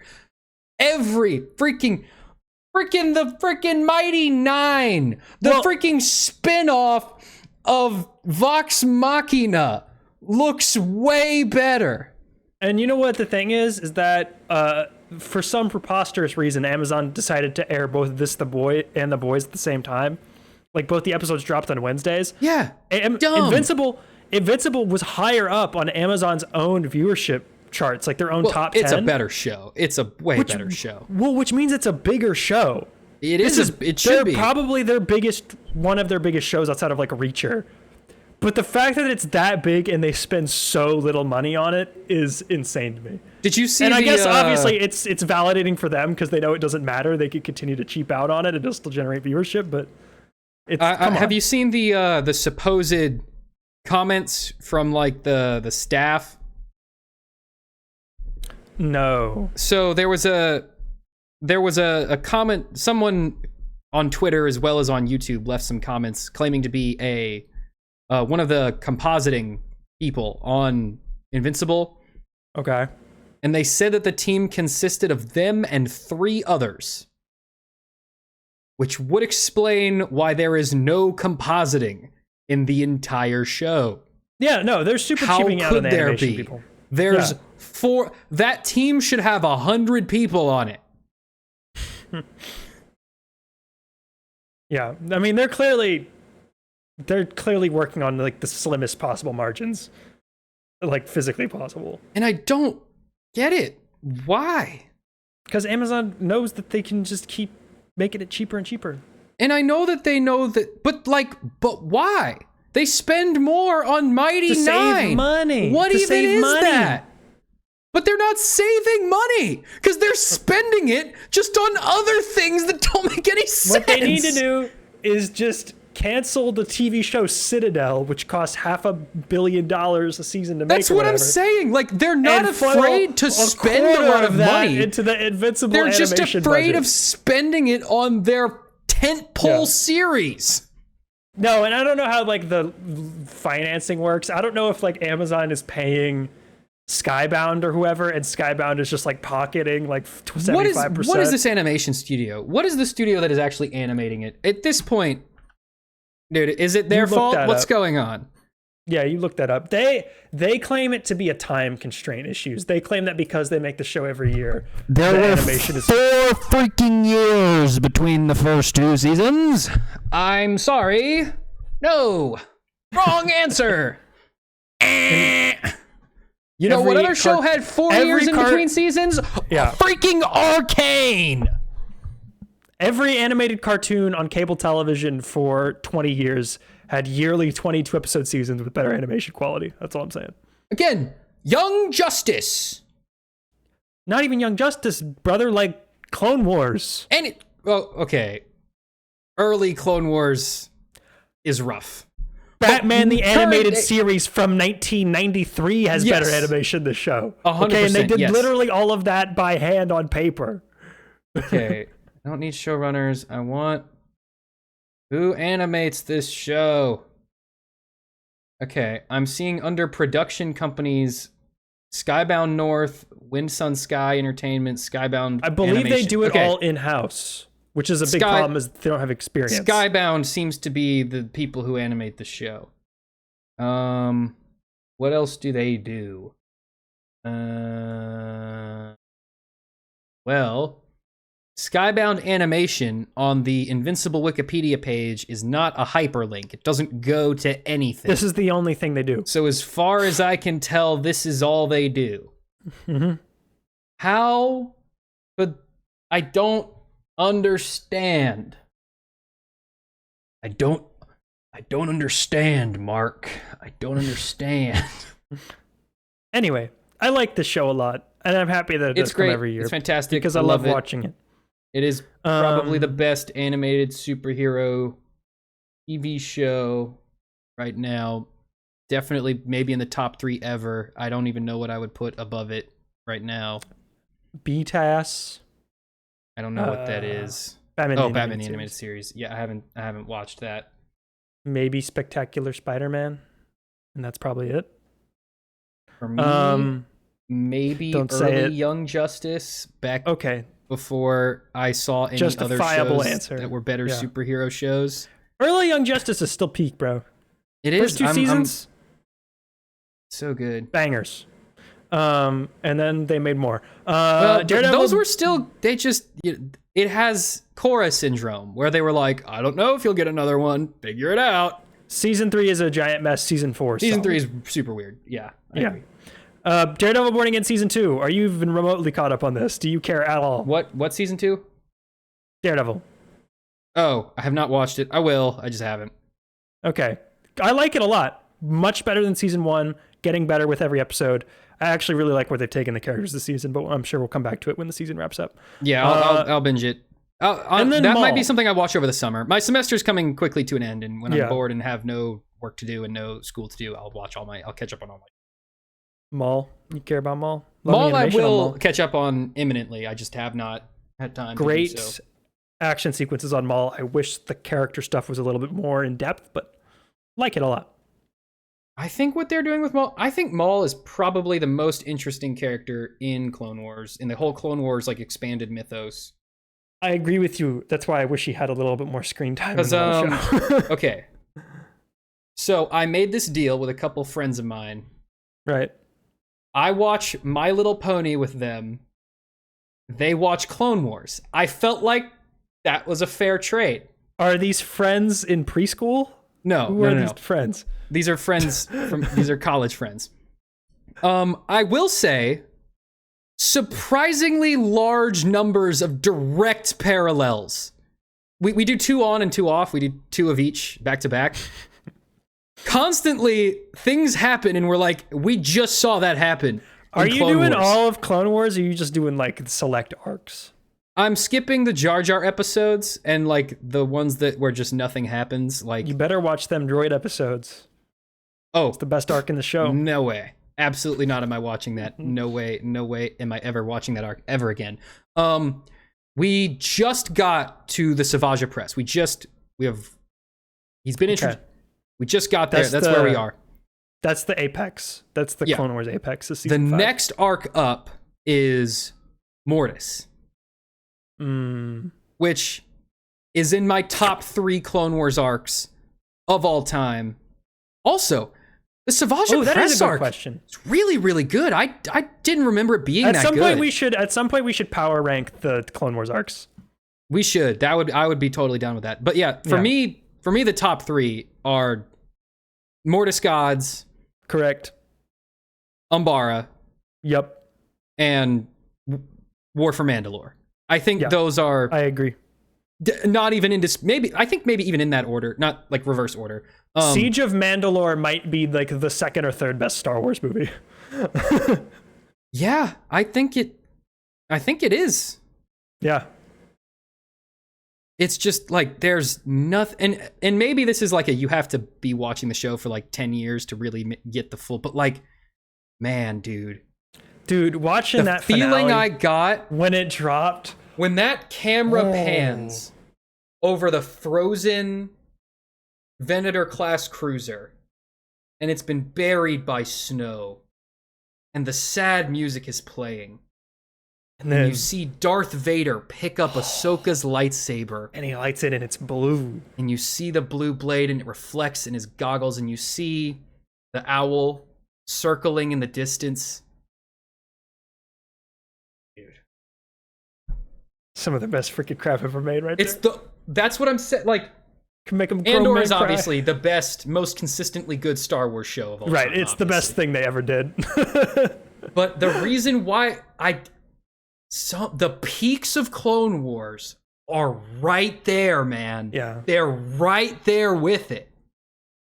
Like, if Clone Wars was consistently as good as its peaks, like if peak Clone Wars was the whole show, it would be better than Andor. Just based purely on volume. Like if the entire show was as high quality if there were 7 seasons of Andor, like that would be the greatest thing any human being has ever invented. Okay. Yeah, true. But like, you know what I'm saying? Yeah. Anyway, Maul show. I love the animation. So cool. Maul's so cool. I love the watercolor stained glass, like neon. I love that the whole show takes place on one planet, and we get a really good sense of location. Yeah. I really like that, and that really helps separate it from a lot of other Star Wars shows. Something that Star Wars does not usually have. The only other time you get that is in Clone Wars, and it's not because they take place all in one spot, but because they just have so much more time. Yeah. And like you get a really good sense of like where things are on Mandalore, where things are on Coruscant, just because you spend so much time there. And yeah, we spend a lot of time on Coruscant, Mandalore. My only real note with it is I don't know why all of these Star Wars animated series feel the need to insert boring, generic kid characters at the center of it. Like I understand, you think it's a kid's show, but is it? Is the Maul show for kids? Or is it for people who were like 12 when the Clone Wars came out, because you have to have seen all that to even, Tucker, like care about the show in the first place? Is like barely for kids. I know, because I've just recently rewatched early Clone Wars. I'm aware of like tone. I understand the tone part of it. My question is like, are you making this Maul show, which is about a character who you need the context of like the past 15 years worth of stuff they've made to fully understand? Is that for those fans, or is this for like new kids who haven't seen a Star Wars thing before? Because they're not going to care about this. I think every Star Wars thing tries to be for as many people as possible, for better or worse. For me, it just takes away like these kid characters. They're such an afterthought, and they just take up time from the cool stuff. I suspect, based on what they've been saying about the show, that character will become more important in the next upcoming episode. I hope they go somewhere with, because there's two of them. There's the Padawan, and then there's like the sheriff's son, and they're both in it like way too much. I'm just like, enough. Also, I've seen the Maul Padawan storyline like 4 times. I think that the girl is going to kill the sheriff's son. That would be an interesting place to take it. But I hope they do something interesting. I think that will be because that is what really sends her into the dark side. Such a snooze fest, that one. We've seen that before. The problem one issue I do see potentially arising with the show is like, if this girl character does go to the dark side, and she is hypothetically interesting after she kills this super uninteresting kid, she's not around in Rebels. Yeah. So that means we have another spin-off thing to do now. Well, and it means it's another thing that we know ultimately will not have any consequence. Like the rest of this show. We know that Maul is not going to kill Sidious, and we know that Maul will eventually die in a desert alone. So, yeah. What if he comes back again? Ooh. Okay. Sam, Project Hail Mary came out in March. Oh, yeah. Great movie. Project Hail Mary. Loved that. Movie. Everyone go see it. Everyone see it. Everyone go see it. As soon as it's on streaming, I don't think it's in theaters. You've already anymore. seen Everyone it. Go see it. Yeah, but great. Loved that. Such a good movie. So good. Rocky's the GOAT. Love Rocky. Mario sucks. Was, we saw Mario. Like I want a Star Fox movie. That was my takeaway from. And I want it to look like the anime segment in the Galaxy movie. I would like a Star Fox movie. That'd be cool. Daisy reveal. What did you feel about that? That doesn't mean anything to me. What am I supposed to get from that? Why would you end on that? Same reason the Sonic movie ended on Amy. It's like a character from that franchise, and there's not that many of them. But Amy means something to Sonic. Daisy doesn't even mean anything to people who like Mario. Girlfriend. Exactly. Like, why would you put Rosalina and Star Fox in the movie proper and then end on the Daisy reveal like that means anything? What did you think about the Daisy Rosalina being sisters and having the same powers? Okay. I don't like that. Honestly, I don't even judge it based on like the storytelling decision itself. I judge it based on like you made a storytelling decision and that is good enough. That's better than the rest of it. So you know what? Bonus points. Because in the original game, it's heavily implied that she's Peach's mom. And they even started to do that in the movie. They were like, Mario, I don't remember my mom. I just remember this one woman who looks kind of like me who was really tall and sent me away when I was a kid. And I was like, oh, so they're doing like the game where Rosalina's her mom. And they're like, no, actually, they just appeared one day and they're sisters, I guess. Like, all Epic. right. Sure, I guess. Yeah. No, honestly, I was like, whatever. By the time they revealed that, I was like, are we done yet? Can also, we go? then, like, what is Daisy? Is Daisy their other sister? Or is she like just like Peach's friend? I don't. She is a princess. What is their relationship which implies in that the she games? has like abilities. Yeah, she's princess of another kingdom, right? Yeah. So I'm assuming they're using that to be like when they do all the other kingdoms in Odyssey. Each one will have a princess. Because we're assuming the next movie will be the Super Mario Odyssey movie. Probably, yeah. Why wasn't it Safe Cappy? assessment.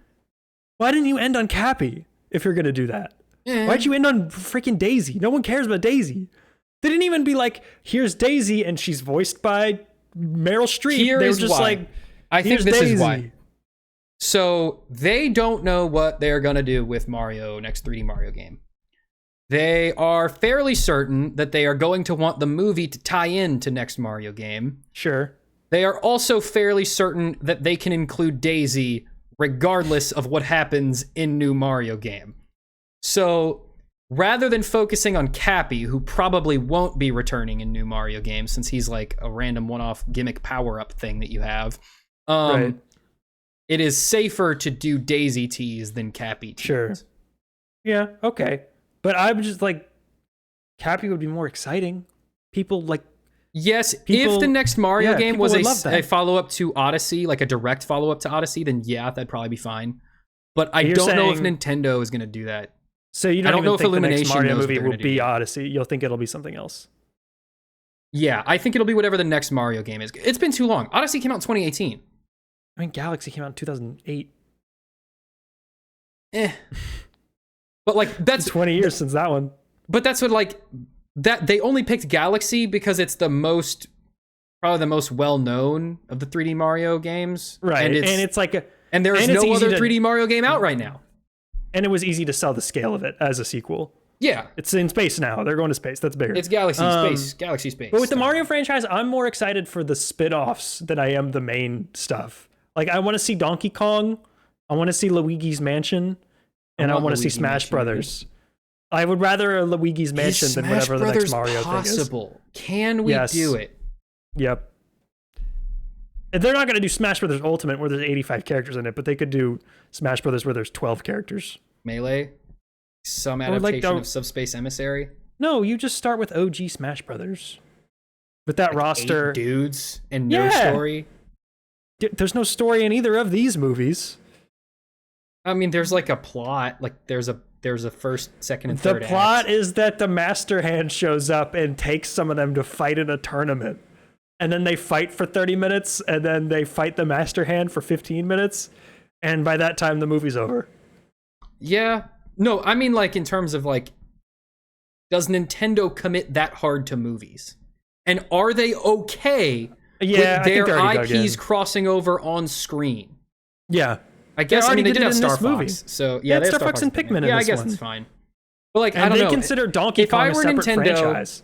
I would be like, I'm scared of having Pikachu and Mario talk. And I think they're more open to it now. Based on nothing at all, I feel like Nintendo would be like, I don't know if I'm comfortable with that. I think you're right. I think if you asked them before Mario 1 came out, they would have been like, no. But I think the check from the first movie was probably so big, they were like, let's just do it. Did you see the Zelda? I know you saw it. Thoughts on the Zelda art leak? I didn't see it. You didn't see it? I thought I sent you the Instagram. I've been trying to avoid the Zelda stuff. Okay, so I saw some of the Elden Ring stuff you sent, but I've been avoiding the Zelda stuff. It wasn't really a leak. The cinematographer posted oh right, no, I did see that. Yeah, he posted on Instagram. Yeah. I think he posted some set photos. He has since deleted it, so it is a leak. He was not supposed to. He wasn't supposed to, yeah. But dude, that Link looks so cool. The cape, dude. Link has a freaking cool cape now.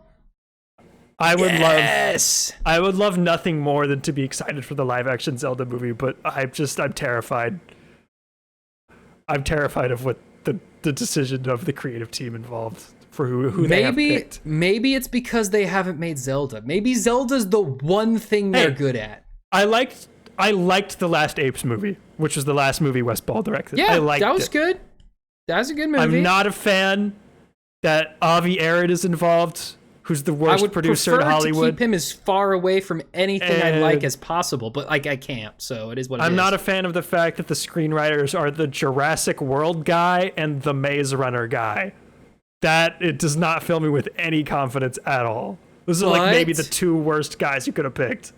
But have you considered Zelda doesn't really need a script? Link doesn't even talk.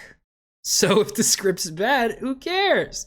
Well, if we're making a Charlie Chaplin movie, that's not a concern. But we've been making talkies for a while now, and might need to throw some dialogue in there. Yeah. I don't know. But everything I've seen looks so good. I'm holding out until I see footage. I'm holding out till a trailer. Because you can have all the coolest production design possible, but that leak where they filmed the Impa, whoever's playing Impa in the woods talking to Link. It's from Severance. I forget her name. Yeah, Gemma is her character. Gemma from Severance is playing. Yeah, is playing Impa. And the casting looks really good. They look like elf people. I want to see who our Ganondorf is. I want to see who's Ganondorf. That's got to be the celebrity. They got to have a big celebrity. That's got to be the big celebrity. That's got to be the big one. Who do you pick? And knowing Sony, it'll be like Mark Wahlberg. Who do you pick to be Ganondorf? That's a good question. I'd have to really think about it. Do you have any idea? Dave Bautista? Dave Bautista is a good pick. Dave Bautista, I think, would be Ganondorf. Great. I could see a Willem Dafoe Ganon being kind of cool.